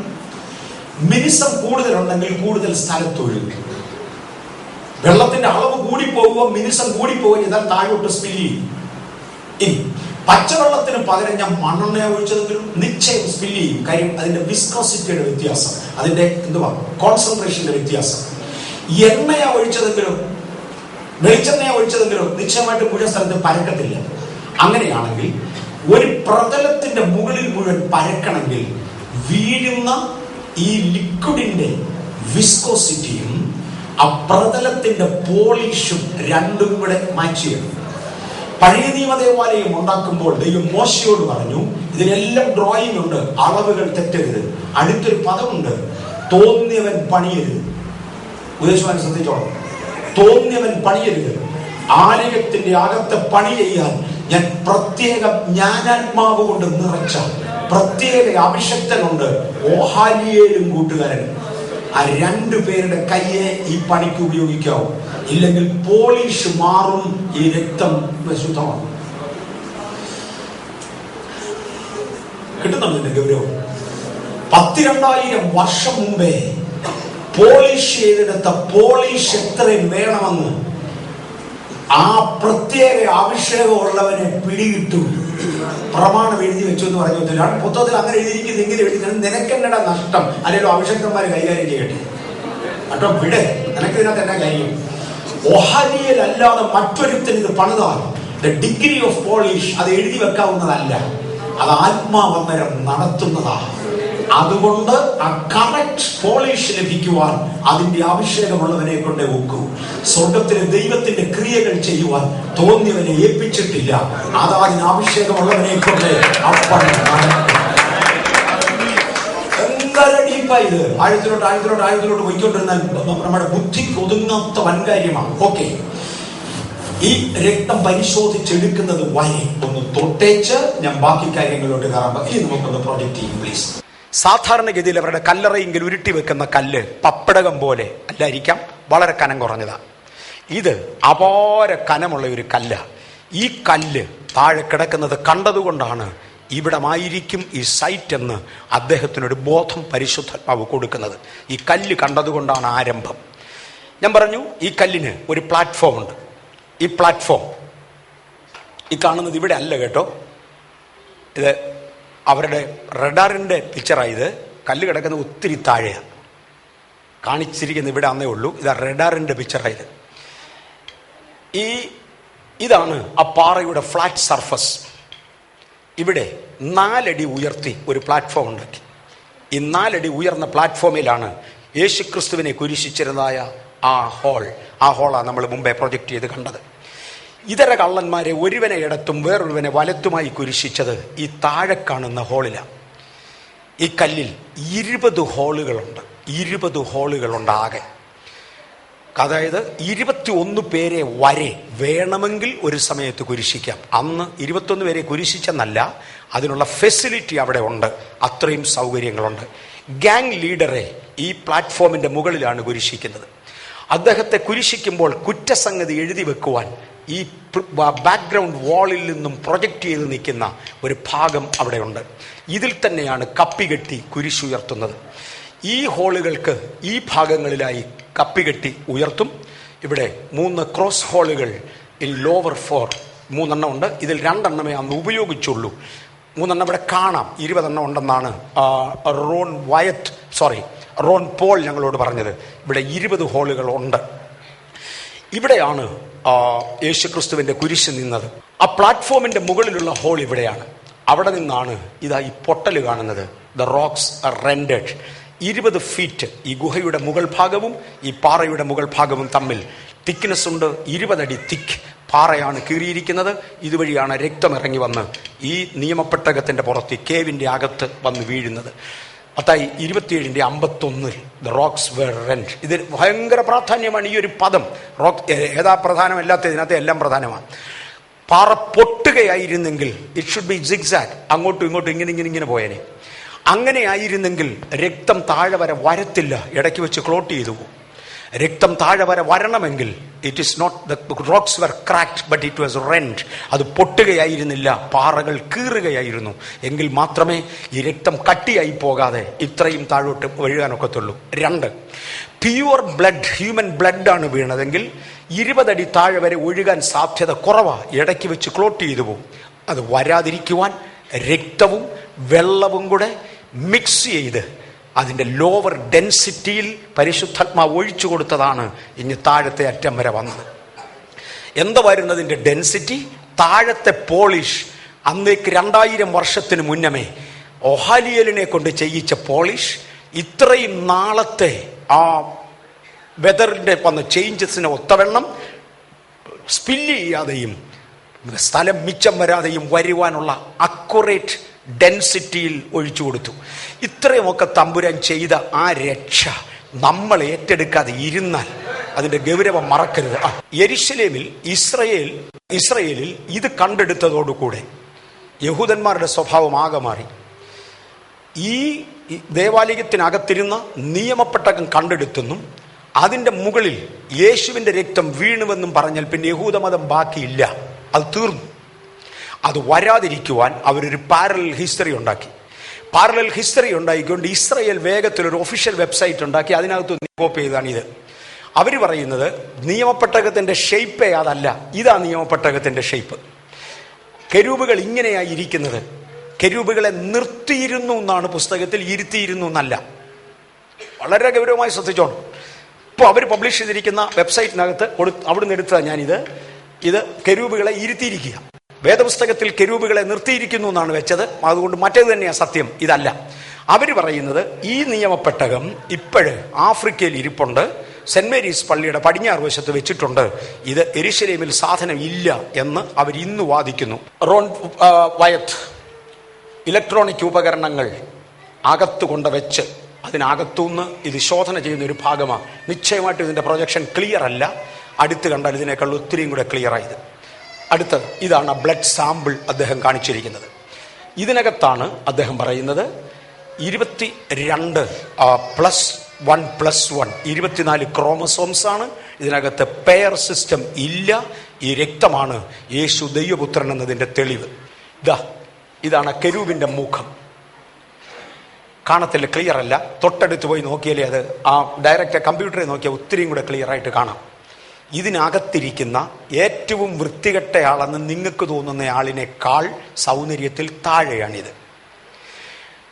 ലൂസിഫർ കഴിഞ്ഞാൽ ദൈവം സൗന്ദര്യത്തിൽ തികഞ്ഞവരായി സൃഷ്ടിച്ചത് മനുഷ്യനെ മാത്രം.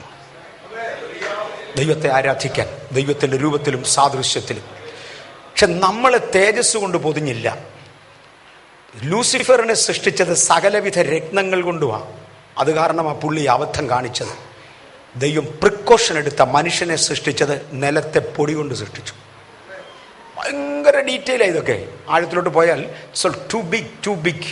കാര്യം ലൂസിഫറിന് അഹങ്കരിക്കുവാൻ പ്രശ്നം പറ്റിയത് ഇനി മനുഷ്യനിൽ ഉണ്ടാകരുത് എന്ന് ദൈവം തീരുമാനിച്ചു. അത് തീരുമാനിച്ചുകൊണ്ട് മനുഷ്യനെ സൃഷ്ടിക്കുമ്പോൾ രത്നങ്ങൾ ഒഴിവാക്കി നിലത്തെ പൊടി കൊണ്ട് മനുഷ്യനെ സൃഷ്ടിച്ചു. എന്നാൽ വൃത്തികെട്ട് നടക്കാൻ ദൈവം ആഗ്രഹിക്കാഞ്ഞതിനാൽ അവനെ ദൈവത്തിൻ്റെ തേജസ് കൊണ്ട് പൊതിഞ്ഞു. ഇതാണ് ദൈവം ചെയ്തത്. നമ്മുടെ ദൈവിക അലങ്കാരം ദൈവത്തിൻ്റെ തേജസ്സാണ്. ഓക്കെ, ഇദ്ദേഹത്തെ അടുത്ത് കണ്ടാൽ ഒരു പുരോഹിതൻ പൂർണ്ണ ഡ്രസ്സിട്ട് നിൽക്കുന്ന രൂപം കാണാം. ഈ കെരൂബിൻ്റെ രൂപമാണ് ആരാധിക്കുന്ന പുരോഹിതൻ കോപ്പിയടിക്കാൻ പറഞ്ഞത്.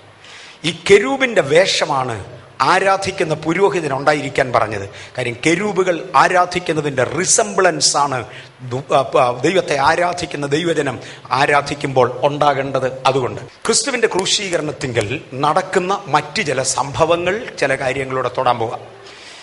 ഏത് കോടതിയിലും ഒരു കേസ് ഒരാൾ കൊണ്ട് കൊടുത്താൽ ജഡ്ജ് പ്രധാനമായി നോക്കുന്നത് വാട്ട് ഈസ് ദ പ്രയർ. ഞങ്ങൾ ഒത്തിരി കേസിന് പോയതാണ്, അറിയാം. ഓരോ കേസിലും ജഡ്ജിൻ്റെ മെയിൻ ഫോക്കസ് ഇവിടെയാണ്. വാട്ട് ഈസ് ദ പ്രയർ, എന്തുവാ ചോദിച്ചിരിക്കുന്നത്? ഡിവോഴ്സ് തരണമെന്നാണോ, പിള്ളേരെ വിട്ടു തരണമെന്നാണോ, കോമ്പൻസേഷൻ തരണമെന്നാണോ, വസ്തു തിരിച്ചു കിട്ടണമെന്നാണോ, കാശ് തിരിച്ചു കിട്ടണമെന്നാണോ, ജയിലിലിടണമെന്നാണോ? What is the prayer? യഹൂദന്മാർ യേശുവിനെ കൊണ്ട് പീലാത്തോസിൻ്റെ കൊടുത്തേച്ച് അവർ കൊടുത്ത പ്രയർ എന്തുവായിരുന്നു? ഇവനെ ക്രൂശിക്കാം. പീലാത്തോസ് പറഞ്ഞു, ഇതിന് ഇടയ്ക്ക് ഞാൻ ഇവനെ ചമ്മട്ടി കൊണ്ടടിപ്പിക്കും. പറ, ഒരു മനുഷ്യനും ചമ്മട്ടി കൊണ്ടടിക്കാൻ ആവശ്യപ്പെട്ടില്ല. എന്തുകൊണ്ട് ചമ്മട്ടി കൊണ്ടടിച്ചു? കാൽവറിയിൽ യേശു ക്രൂശിക്കപ്പെട്ടതിനാൽ നമ്മുടെ പാപങ്ങൾ പരിഹരിക്കപ്പെട്ടു. അതിനാ ക്രൂശീകരണം, ആ രക്തം അതിനാ. അടിപ്പിണരുകളാൽ എനിക്ക് സൗഖ്യം വരുവാൻ, അടിപ്പിണരുകളാൽ എനിക്ക് സൗഖ്യം വരുവാൻ ആരും പ്രേ ചെയ്യാതെ, അവരുടെ കുറ്റപത്രത്തിൽ ഇല്ലാതെ പീലാത്തോസ് യേശുവിനെ ചമ്മട്ടി കൊണ്ട് അടിപ്പിച്ചു. ഈ 1 കുറയെ 40 അടി എന്നൊക്കെ നമ്മൾ സാധാരണ പറയാറുണ്ട്. കഴിഞ്ഞ ദിവസം റോൺ പോൾ ബാംഗ്ലൂർ വന്നപ്പോഴേ ഈ ക്വസ്റ്റ്യൻ ഒരാൾ ചോദിച്ചപ്പോൾ പറഞ്ഞു, ഇറ്റ്സ് എ ഫൂളിഷ്നെസ്. അദ്ദേഹത്തിൻ്റെ പദമാണ്. 1 കുറയെ 40 അടി എന്നുള്ളത് യഹൂദ പ്രമാണമാണ്. യഹൂദന്റെ നിയമത്തിൽ ഒരുവനെ അടിച്ചാൽ 39 കൂടുതൽ അടിക്കത്തില്ല, 1 കുറയെ 40. റോമൻ നിയമത്തിൽ ഒരുവനെ അടിച്ചാൽ 100 കുറയത്തില്ല, 100 മേളില. ചമ്മട്ടി കൊണ്ട് യേശു അടിക്കപ്പെടുവാൻ കാര്യം ഇതിനകത്തിരിക്കുന്ന ചിലരെ സൗഖ്യമാക്കാൻ.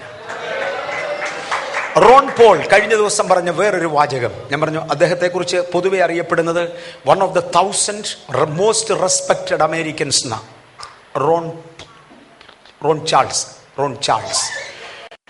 ബാംഗ്ലൂരിൽ അദ്ദേഹം വന്ന സമയത്ത് ഇന്ത്യയിൽ വന്ന് പാർക്കുന്ന എത്ര രാജ്യക്കാരാണെന്നറിയാം. അദ്ദേഹത്തിൻ്റെ കൂടെ ഒരു സ്നാപ്പ് എടുത്ത് കിട്ടുമെന്ന് ചോദിച്ചുകൊണ്ട് വന്നത്. എത്ര രാജ്യക്കാരാ! ഇത് well known person, immense of knowledge. അദ്ദേഹം വന്നപ്പോൾ ഒരു കൊച്ചു വിശദീകരണം പറഞ്ഞു. ഒരു വ്യക്തിയെ, നമ്മുടെ എല്ലാം ഏത് മനുഷ്യൻ്റെയും ശരീരത്തിൻ്റെ, എഗൈൻ മെഡിക്കൽ ലൈൻ എനിക്ക് അറിഞ്ഞുകൂടാ, അറിയാവുന്നവർ പറഞ്ഞു ശരിയോ തെറ്റോ, ഒരു മനുഷ്യൻ്റെ ഇൻറ്റേർണൽ ഓർഗൻസിൽ നിന്നും വരുന്ന നരമ്പുകൾ അവൻ്റെ കാലിൻ്റെ വെള്ളയിൽ വന്നിരിക്കും. ഇതുകൊണ്ടാണ് ചെരിപ്പിടാതെ മണ്ണിനകത്തൂടെ നടന്നാൽ ആരോഗ്യത്തിന് നല്ലതാന്ന് പറയുന്നതും മണ്ണുപോലെ തോന്നുന്ന ചെരിപ്പുണ്ടാക്കി നമ്മളെ ഇടിപ്പിക്കുന്നതും. കാര്യം ഈ നരമ്പുകൾക്ക് അതൊരു മസാജായിരിക്കും. കാലിൻ്റെ വെള്ളയിൽ വരുന്ന നരമ്പുകൾക്ക് അതൊരു മസാജായിരിക്കും. മനുഷ്യ ശരീരത്തിൻ്റെ പ്രത്യേകത, എല്ലാ ഓർഗൻസിൽ നിന്നും, ഇന്റേണൽ ഓർഗൻസിൽ നിന്നും നരമ്പുകൾ അല്ലെങ്കിൽ ശരീരത്തിൻ്റെ എല്ലാ ഭാഗത്തു നിന്നും കാലിൻ്റെ കാൽപ്പത്തിയിലെത്തിയിരിക്കും, കാലിൻ്റെ വെള്ളയിലെത്തിയിരിക്കും. ഈ വെള്ളയ്ക്കൊരു മുള്ളു കൊണ്ടാലോ ഒരാണി കൊണ്ടാലോ ഈ നരമ്പുകളുടെ പ്രത്യേകത, ആ നരമ്പ് അങ്ങ് എസ്കേപ്പ് ചെയ്യും. ഒരു മുള്ളു വന്നാൽ ഉടനെ എൻ്റെ കണ്ണിനകത്ത് ആർക്കും തൊടാനൊക്കത്തില്ല, അപ്പോഴത്തേക്ക് കൺപോളെ തന്നെ അടി, ഞാൻ അടയ്ക്കുന്നല്ല തന്നെ അടി. ഇതുപോലെ നരമ്പുകളുടെ പ്രത്യേകത, ഒരു മുള്ളോ ആണിയോ കാലിൻ്റെ വെള്ളയിൽ കൊണ്ടാൽ ഈ നരമ്പ് ആ സ്ഥലത്തു നിന്ന് എസ്കേപ്പ് ചെയ്യും, നരമ്പ് ബാധിക്കപ്പെടത്തില്ല. എന്നാൽ ക്രൂശീകരണത്തിന് ചെയ്യുന്നത് റോമൻ ഗവൺമെന്റിന്റെ നിയമമാണ്. ഒരു ശരീരത്തെ പീഡിപ്പിക്കാവുന്നതിൻ്റെ പരമാവധി പീഡിപ്പിക്കണം. കാലിൽ ആണി അടിക്കണം, അത് പൊത്തയിൽ നിന്ന് താഴോട്ടാണ്. കാലിൽ വെള്ളയിൽ നിന്ന് മുകളിലോട്ടാണ് മുള്ളു കൊള്ളുന്നതെങ്കിൽ ഈ നരമ്പ് എസ്കേപ്പ് ചെയ്യും. എന്നാൽ പൊത്തയിൽ നിന്ന് താഴോട്ടാണെങ്കിൽ നരമ്പുകളെ ബാധിക്കും. ഒരു പാദത്തിൽ അദ്ദേഹത്തിൻ്റെ വാക്കാണ്, പൊത്തയിൽ നിന്ന് താഴോട്ട് ആണി അടിക്കുകയോ ചതയുകയോ ചെയ്താൽ ശരീരത്തിൻ്റെ എല്ലാ ഓർഗൻസിനെയും ബാധിക്കും. വേറൊരു ഭാഷയിൽ എല്ലാ ഓർഗനുകളിലും ഉണ്ടാകുന്ന രോഗങ്ങളുടെ വേദന, ഭാരം ഒരേ സമയത്ത് അനുഭവിക്കും. ഇത് കണ്ടുകൊണ്ടാണ് യെശയ്യാവ് എഴുതിയത്, അവൻ രോഗം ശീലിച്ചവനായിരുന്നു. എൻ്റെ യേശുവിൻ്റെ കാലിൻ്റെ പൊത്തയ്ക്ക് ആണിയടിച്ചിറക്കിയത് ഇന്ന് രാത്രി ഇതിനകത്തിരിക്കുന്ന നമ്മുടെ രോഗങ്ങളെ വഹിച്ച് സൗഖ്യമാക്കാനാകയാൽ ഇന്ന് രാത്രി ഏത് രോഗമാണെന്ന് വിഷയമല്ല, യേശുവിൻ്റെ കാലിൽ സൗഖ്യമാണ്.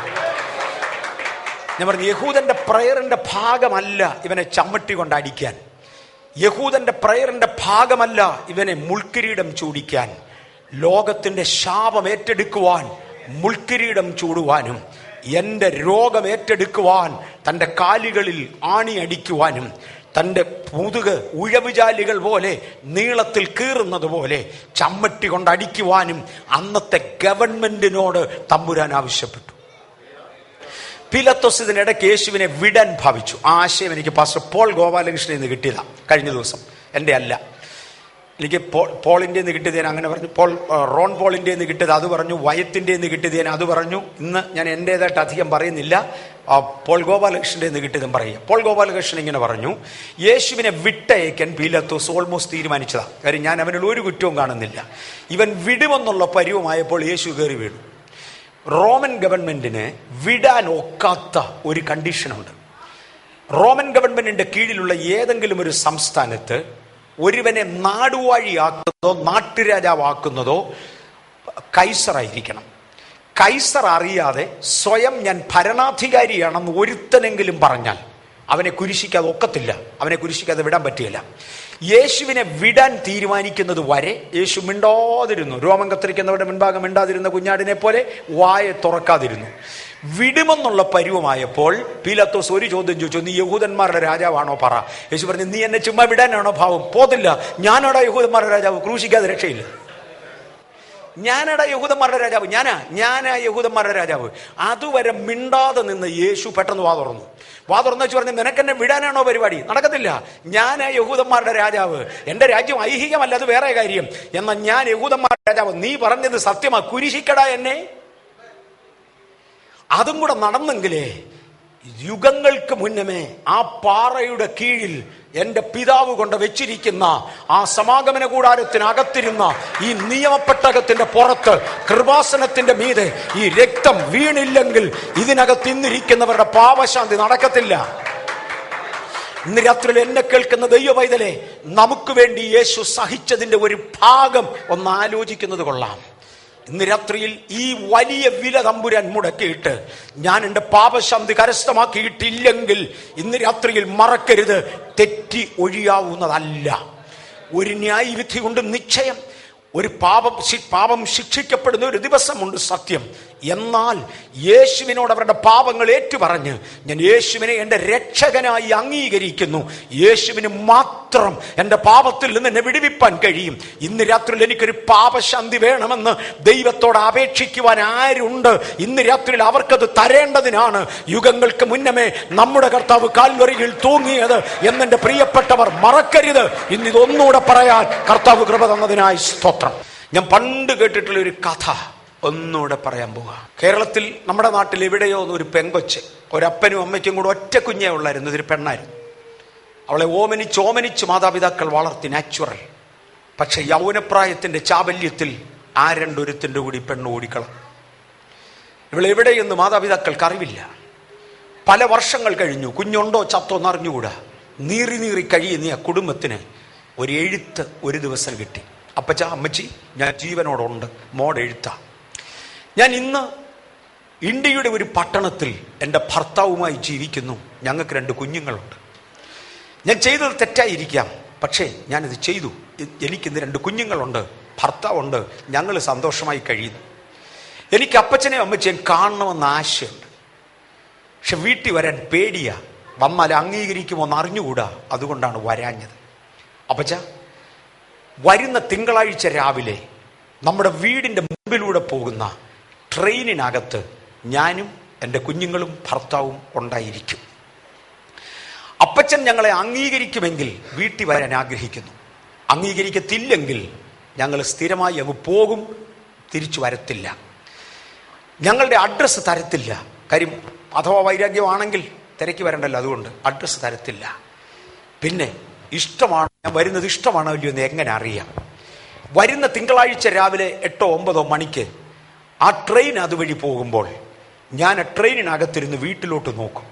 നമ്മുടെ ഗേറ്റിൻ്റെ മുമ്പിൽ ഒരു വെളുത്ത കൊടി നാട്ടിയിട്ടുണ്ടെങ്കിൽ, ഒരു വെടി നാട്ടിയിട്ടുണ്ടെങ്കിൽ ഞങ്ങളെ സ്വീകരിക്കും എന്ന് മനസ്സിലാക്കി അടുത്ത സ്റ്റേഷനിൽ ഇറങ്ങി ഞങ്ങൾ വീട്ടിൽ വന്നോളാം. വെളുത്ത കൊടി അവിടെ ഇല്ലെങ്കിൽ ഞങ്ങൾ പിന്നെ വരത്തില്ല, ഉപദ്രവിക്കത്തുമില്ല. പോയത് പോയി, ഞാൻ വരത്തില്ല. അത് മാതാപിതാക്കൾക്ക് ഈ കത്ത് കണ്ടപ്പോൾ കൊച്ചിനെ തിരിച്ചു വേണമെന്നൊരാശ. അപ്പനും അമ്മയും കൂടെ പറഞ്ഞു, കൊച്ചുമക്കളുണ്ട്, കാണാൻ ഒക്കും. മരുമകനുണ്ട്, കാണാൻ ഒക്കും. പെണ്ണ് ചെയ്തത് തെറ്റിപ്പോയി, എങ്കിലും ക്ഷമിക്കുകയല്ലാതെ മാർഗമില്ല. നമുക്ക് കുഞ്ഞിനെ തിരിച്ചു വേണം. അന്നേരം തന്നെ അവരൊരു കൊടി ഉണ്ടാക്കി അന്ന് തന്നെ ഗേറ്റിൽ കൊണ്ട് കെട്ടി. ഒരു അരമണിക്കൂർ കഴിഞ്ഞപ്പോൾ അപ്പൻ പറഞ്ഞു, കൊച്ചു വിടുന്ന് പോയിട്ട് വർഷങ്ങൾ പലതായി, വീടും പരിസരങ്ങളും ഒക്കെ മാറിയിട്ടുണ്ട്. അഥവാ അവൾ ഈ കൊടി കാണാതെ പോയാൽ നമുക്കൊരു കൊടിയും കൂടെ ഉണ്ടാക്കാം, മറ്റേ ഗേറ്റിൽ കൂടെ കെട്ടാം.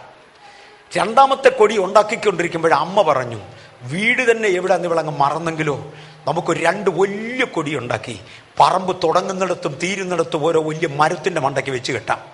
ചുരുക്കി പറഞ്ഞാൽ തിങ്കളാഴ്ച വരെ കൊണ്ടൊരു 50 കൊടിയെങ്കിലും, വെളുത്ത കൊടി, പറമ്പ് മുഴുവൻ കൊടിയായി. ട്രെയിൻ വരുന്നു എന്ന് നോക്കി അപ്പനും അമ്മയും ഇരിക്കുക. ട്രെയിനിൻ്റെ ചൂളം വിളിയും ശബ്ദവും അങ്ങ് അകലെ കേട്ട ഉടനെ അപ്പൻ ആ വല്യമ്മച്ചിയോട് പറഞ്ഞെന്ന് പറഞ്ഞ്, എടീ ഒരു കച്ചമുറി എളുപ്പം കൊണ്ടുവാ. അവരുടെ തോളത്ത് കിടന്ന നേരിയത് ഇങ്ങോട്ട് വലിച്ചെടുത്തു. അപ്പനും അമ്മയും കൂടെ ഗേറ്റിൻ്റെ മുൻപിലോട്ട് നിന്ന് ഈ നേരിയതിങ്ങനെ ആട്ടിക്കൊണ്ടിരുന്നു. ഈ പെണ്ണിതെല്ലാം കണ്ടു. അടുത്ത സ്റ്റേഷനിൽ ഇറങ്ങി ടാക്സി എടുത്ത് വീട്ടിൽ വന്നു. കെട്ടിപ്പിടിച്ച് കരയുന്നതിനിടയിൽ മോളെ ചോദിച്ചു, അപ്പച്ച ഒരു കൊടി നാട്ടാനല്ലേ പറഞ്ഞുള്ളൂ, എന്തായി കാണിച്ചത്? അവർ പറഞ്ഞ മറുപടി, കുഞ്ഞെ നീ ഒന്ന് കാണാതെ പോയാൽ നിന്നെ നഷ്ടപ്പെടരുത്, അതുകൊണ്ട് അടുത്തത് കെട്ടിയതാ, അതിനടുത്തത് കെട്ടിയതാ, അതിനടുത്തത് കെട്ടിയതാ. നിങ്ങൾ എത്ര പ്രാവശ്യം രക്ഷയുടെ സന്ദേശം കേട്ട് കാണും, ഏതെല്ലാം ഉദാഹരണങ്ങളിലൂടെ കേട്ട് കാണും. ഇന്ന് പുരാവസ്തു ശാസ്ത്രജ്ഞന്മാരെ ദൈവം അധികാരപ്പെടുത്തിയതിനൊത്തവണ്ണം കണ്ടെടുത്ത രഹസ്യങ്ങൾ, ദൈവകാര്യത്തിൻ്റെ ഗ്രഹവിചാരകത്തിന് വഹിക്കുന്ന വ്യക്തിത്വം എന്ന നിലവാരത്തിൽ നിന്ന് നിങ്ങൾക്ക് വേണ്ടി പ്രൊജക്റ്റ് ചെയ്ത് കാണിക്കുവാൻ എനിക്കും ഇതിൻ്റെ സംഘാടകർക്കും ദൈവം പദവി തന്നു. കഴിഞ്ഞ ചില സന്ദർഭങ്ങൾ ഒരു പക്ഷേ നഷ്ടമാക്കിയെങ്കിൽ എൻ്റെ കുഞ്ഞെനിക്ക് നഷ്ടമാകരുത് എന്ന് താല്പര്യമുള്ള സ്വർഗത്തിലെ ദൈവം ഇന്ന് ഒരവസരം കൂടെ തന്നതാ എന്ന് മറക്കരുത്. ഇന്ന് രാത്രിയിൽ യേശുവിന് വേണ്ടി ജീവിക്കുവാൻ, ഈ രക്തം പ്രയോജനപ്പെടുത്തുവാൻ താല്പര്യപ്പെടുന്നവർക്ക് ഒരവസരം കൊടുത്തേച്ച് അടിപ്പിണരുകളുടെ രോഗസൗഖ്യം ഇതിനകത്ത് അഡ്മിനിസ്ട്രേറ്റ് ചെയ്യാൻ ഞാൻ ആഗ്രഹിക്കുന്നു. നമ്മൾ ഇങ്ങനെ സമയമെടുത്ത് യേശുവിൻ്റെ രക്തത്തെക്കുറിച്ചും ആ ലൂസിഫറിനെ സൃഷ്ടിച്ചത് മുതൽ ചരിത്രത്തെക്കുറിച്ചും വിശദീകരിച്ചത് നഷ്ടമായി എന്ന് വരരുത്. അത് നമുക്ക് പ്രയോജനമാകണം. യേശുവിൻ്റെ രക്തത്തിൻ്റെ വ്യത്യസ്ത സാധ്യതകൾ കൂടെ ഞാൻ തൊടാൻ പോകാം. പീലാത്തോസ് വെള്ളമെടുത്ത് കൈ കഴുകി വെച്ച് പറഞ്ഞു, ഈ രക്തത്തിൽ എനിക്ക് പങ്കില്ല. അവന്മാരിങ്ങനെ പ്രസംഗിക്കും, പോകും, നമുക്കിതിനകത്ത് പങ്കില്ല. പെന്തിക്കോസുകാരൻ്റെ അടുക്ക പോയാൽ ഇത് പറയും, പ്രസംഗത്തിന് പോയാൽ പറയും, എനിക്കിതിൽ പങ്കില്ല. ഇല്ലടാ, പീലാത്തോസ് ചത്തതിനെ കുറിച്ച് മിക്കവാറും പേർക്ക് അറിയായിരിക്കും അല്ലേ? കാലത്തിൻ്റെ പോക്കിൽ റോമൻ ഗവൺമെൻറ് പീലാത്തോസിനെ ഗവർണർ സ്ഥാനത്ത് നിന്ന് തള്ളി തന്നെ ഡിസ്മിസ് ചെയ്തു. യേശുവിനെ കുരിശിച്ചത് തന്നെ കാരണം. കുറ്റം ചെയ്യാത്തവനെ കുരിശിച്ചതിനാൽ പീലാത്തോസിനെ ഗവർണർ സ്ഥാനത്ത് നിന്ന് തള്ളി. പീലാത്തോസ് ഒരു മാനസിക രോഗിയായി എന്ന് ചരിത്രം പഠിപ്പിക്കുന്നു. വെള്ളം കാണുന്നിടത്തൊക്കെ വെള്ളമെടുത്ത് കയ്യേൽ രക്തം, കയ്യേൽ രക്തമെന്ന് പറഞ്ഞ്, രക്തമുള്ള കൈ കൊണ്ട് ആഹാരം കഴിക്കത്തില്ലെന്ന് പറഞ്ഞ് പട്ടിണി കിടന്ന് മാനസിക രോഗിയായി മരിച്ചു. അവൻ്റെ രക്തത്തിൽ എനിക്ക് പങ്കില്ലെന്നൊരാൾ പറഞ്ഞതുകൊണ്ട് രക്ഷപ്പെടത്തില്ല. യുഗങ്ങളുടെ ദൈവവും പ്രപഞ്ചത്തിൻ്റെ സൃഷ്ടാവുമായവൻ എന്തൊക്കെയാ ചെയ്തത് കരുതലുകളെന്ന് നിങ്ങളും ഞാനും കണ്ടു. ലൂസിഫറിനെ ജയിക്കുവാൻ, മാനവവർഗത്തെ രക്ഷിക്കുവാൻ തൻ്റെ രക്തം ചൊരിഞ്ഞത് പങ്കില്ലെന്ന് പറഞ്ഞതുകൊണ്ട് രക്ഷപ്പെടത്തില്ല. പങ്കുണ്ട്, ഉണ്ടല്ലേ പറ്റൂ. പൊട്ടിത്തെറിക്കുന്ന ബോംബിന്റെ അടുകളിൽ നിന്ന് എനിക്കതിനകത്ത് വിശ്വാസമില്ലെന്ന് ഒരുത്തൻ പറഞ്ഞതുകൊണ്ട് ചാകാതെ രക്ഷപ്പെടത്തില്ല.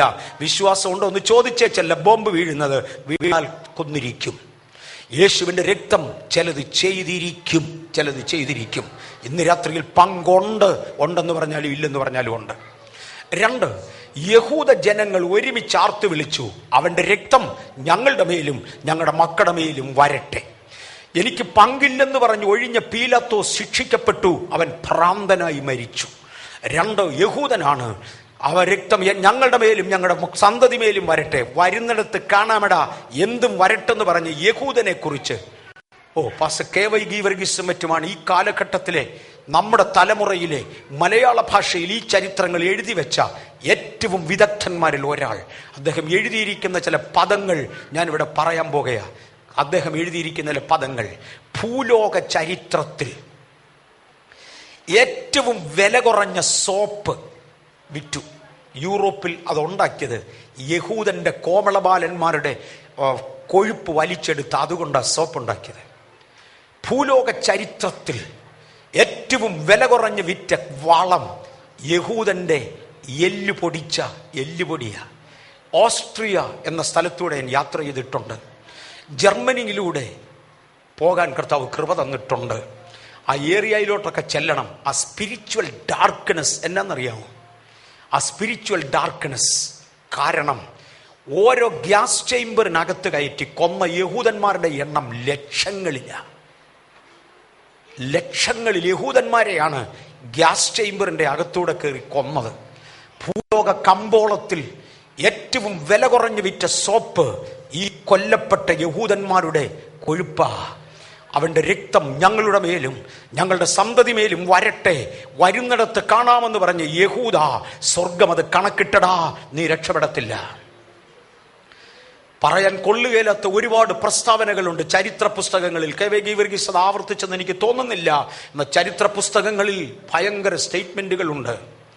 ഇന്നത്തെ മെഡിക്കൽ സയൻസ് അമ്മയുടെ ഉള്ളിൽ ഒരു കുഞ്ഞ് വളരുന്നത് എങ്ങനെയെന്ന് കണ്ടുപിടിക്കുവാൻ ഇസ്രായേൽ പെൺകുട്ടികളെ മാനഭംഗപ്പെടുത്തി ഓരോ ദിവസം കഴിയും തോറും പെൺകുട്ടികളെ അങ്ങനെ ഗർഭിണികളാക്കപ്പെട്ട പെൺകുട്ടികളെ ജീവനോടെ കീറി അവരുടെ ഉള്ളിൽ അമ്മയുടെ ഉള്ളിലെ കുഞ്ഞിന്റെ വളർച്ച കണ്ടുപിടിച്ചു.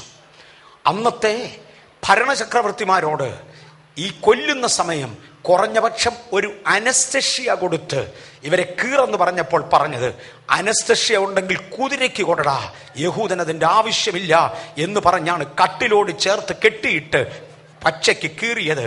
അവന്റെ രക്തം ഞങ്ങളുടെ മേലും ഞങ്ങളുടെ മക്കളുടെ മേലും വരട്ടെ എന്ന് ആർത്തെങ്കിൽ പോകത്തില്ല, വന്നിരിക്കും. യേശുവിന്റെ രക്തത്തിന്റെ പ്രത്യേകതകൾ ഞാൻ തൊടുകയാ. പങ്കില്ലെന്ന് പറഞ്ഞതുകൊണ്ട് പീലാത്തോസും രക്ഷപ്പെടത്തില്ല. വരട്ടെ എന്ന് പറഞ്ഞാൽ അബ്രഹാമിന്റെ സന്തതിയും രക്ഷപ്പെടത്തില്ല. ഇവർക്ക് രണ്ടുപേരുടെ അനുഭവം ഇതായിരുന്നെങ്കിൽ ബൈബിൾ പറയുന്നു, അവന്റെ പുത്രനാകുന്ന യേശുവിന്റെ രക്തം സകല പാപവും പോക്കി നമ്മെ ശുദ്ധീകരിക്കും. ഈ 3 ആക്ഷനാണ് രക്തത്തിനുള്ളത്. എനിക്കതിനകത്തൊരു രക്ഷ വേണമെന്ന് നമ്മിലൊരാൾ പറയുന്നെങ്കിൽ ഈ രാത്രിയിലെ വ്യക്തിത്വത്തെ രക്ഷിക്കുവാൻ എന്റെ യേശു തയ്യാറാ. അതിനാണ് യേശു രക്തം ചിന്തിയത്. അതുകൊണ്ടാണ് പീലാത്തോസിനോട് പറഞ്ഞത് വിടാൻ പറ്റത്തില്ല. അതുകൊണ്ടാണ് പറഞ്ഞത് വില കുറഞ്ഞ രക്തം വേണ്ട, അതെല്ലാം യാഗപീഠത്തിന്റെ ചുവട്ടിൽ ഒഴിക്ക്.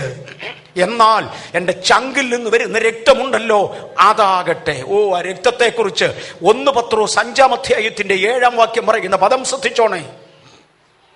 കട്ടിയ 1 പത്രോസ് 5:7 പറയുന്നത്, യേശു ദൈവപുത്രൻ എന്നതിന് സാക്ഷ്യം പറയുന്നവർ 3 പേരുണ്ട്. ആരൊക്കെയാ? ആത്മാവ്, ജലം, രക്തം. എന്തുകൊണ്ടാണ്? മുമ്പേ നമ്മൾ കണ്ടു, ഈ രക്തം ഒഴുകി വന്ന് താഴെ വരെ വന്ന് വീണ് ഈ ഇലക്ട്രോണിക് ഉപകരണങ്ങൾ കൊണ്ട് ഇത് മാനുഷികമല്ല എന്ന് തെളിയിച്ച് സാക്ഷ്യം പറഞ്ഞെന്നറിയാമോ? ജലവും രക്തവും ചേർന്ന മിശ്രിതം വന്നതുകൊണ്ടാ. രക്തം തന്നെയായിരുന്നെങ്കിൽ താഴെ വരെ വരത്തില്ല. ജലവും രക്തവും ചേർന്ന മിശ്രിതം പാറ കീറിയതിന്റെ അകത്തൂടെ ഒഴുകുന്നത്. യുഗങ്ങൾക്ക് മുന്നമേ കണ്ട പരിശുദ്ധാത്മാവ് പറഞ്ഞു, സാക്ഷ്യം പറയുന്നവർ 3 പേരുണ്ട്. ഒന്നാമത്തേത് ആത്മാവാണ്, ആത്മാവിനാലാണ് ദൈവപുത്രൻ ജനിച്ചത്. രണ്ടാമത് സാക്ഷ്യം പറയുന്നത് ജലവും രക്തവും ചേർന്ന മിശ്രിതമാ. ഇന്ന് അതാ നമ്മൾ കണ്ടത്. ജലവും രക്തവും ചേർന്ന മിശ്രിതം. ഞാൻ ഉപയോഗിക്കുന്ന തിരുവചനമാ. ഇതിനകത്തെ വാക്കുകൾ വള്ളിക്കും പുള്ളിക്കും അർത്ഥമുള്ളതാ, ഇതിനകത്ത് ഗൗരവമുള്ളതാ. ഇന്ന് രാത്രിയിൽ ഒന്നുകൂടെ ഓർപ്പിക്കട്ടെ, ഇത്ര വലിയ രക്ഷയെ അഗണ്യമായി വിചാരിച്ചാൽ തെറ്റി ഒഴിയാവുന്നതല്ല. ഇതിന് നാം വില മുടക്കേണ്ടതല്ല.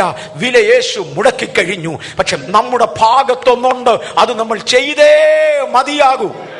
ഒറ്റ പദം കൂടെ, ഒറ്റ ആശയം കൂടെ. നിവൃത്തിയായി എന്ന് യേശു പറഞ്ഞ വാക്കുണ്ടല്ലോ, ഏറ്റവും ഒടുവിൽ ക്രൂശിൽ ഉയർത്തിച്ച പദമതാ, നിവൃത്തിയായി. അത് ജയഭേരിയായിരുന്നു, സത്യം. മറുവശം അതിന് ഗ്രീക്കിൽ, പുതിയ നിയമം ഗ്രീക്കിലാണ് എഴുതിയിരിക്കുന്നത്, ഉപയോഗിച്ചിരിക്കുന്ന വാക്ക് ടെലസ് ടെസ്ലിയ. ടെലസ് ടെസ്ലിയ, ഇതാണ് യേശു ഉപയോഗിച്ച വാക്ക്. ആ വാക്ക് ഉപയോഗിക്കുന്നതിനൊരു ക്രമമുണ്ട്. അന്ന് ഗ്രീക്കുകാര് രണ്ടുപേർ തമ്മിൽ ഒരു ഉടമ്പടി എഴുതി ഉണ്ടാക്കിയാൽ, ആ ഉടമ്പടി പ്രകാരം കാര്യങ്ങൾ തീർന്നാൽ ഇരുവരും ഉടമ്പടിയുടെ അടിയിൽ എഴുതേണ്ട പദമാണ് ടെലസ് ടെസ്ലിയ. ഒരുവൻ മാത്രമേ അത് എഴുതിയുള്ളെങ്കിൽ ഉടമ്പടി കംപ്ലീറ്റ് അല്ല. ഞാനൊരു ഹയർ പർച്ചേസ് സിസ്റ്റത്തിൽ ഒരു കാറ് വാങ്ങിന്നിരിക്കട്ടെ. ആദ്യമേ ഒരു എമൗണ്ട് കൊടുത്തു, ഡൗൺ പേയ്മെന്റ്. തുടർന്ന് മാസം തോറും ഇത്ര ഡോളർ വീതം, രൂപ വീതം തന്നോളാമെന്ന് പറഞ്ഞൊരു എഗ്രിമെന്റ് ഉണ്ടാക്കി.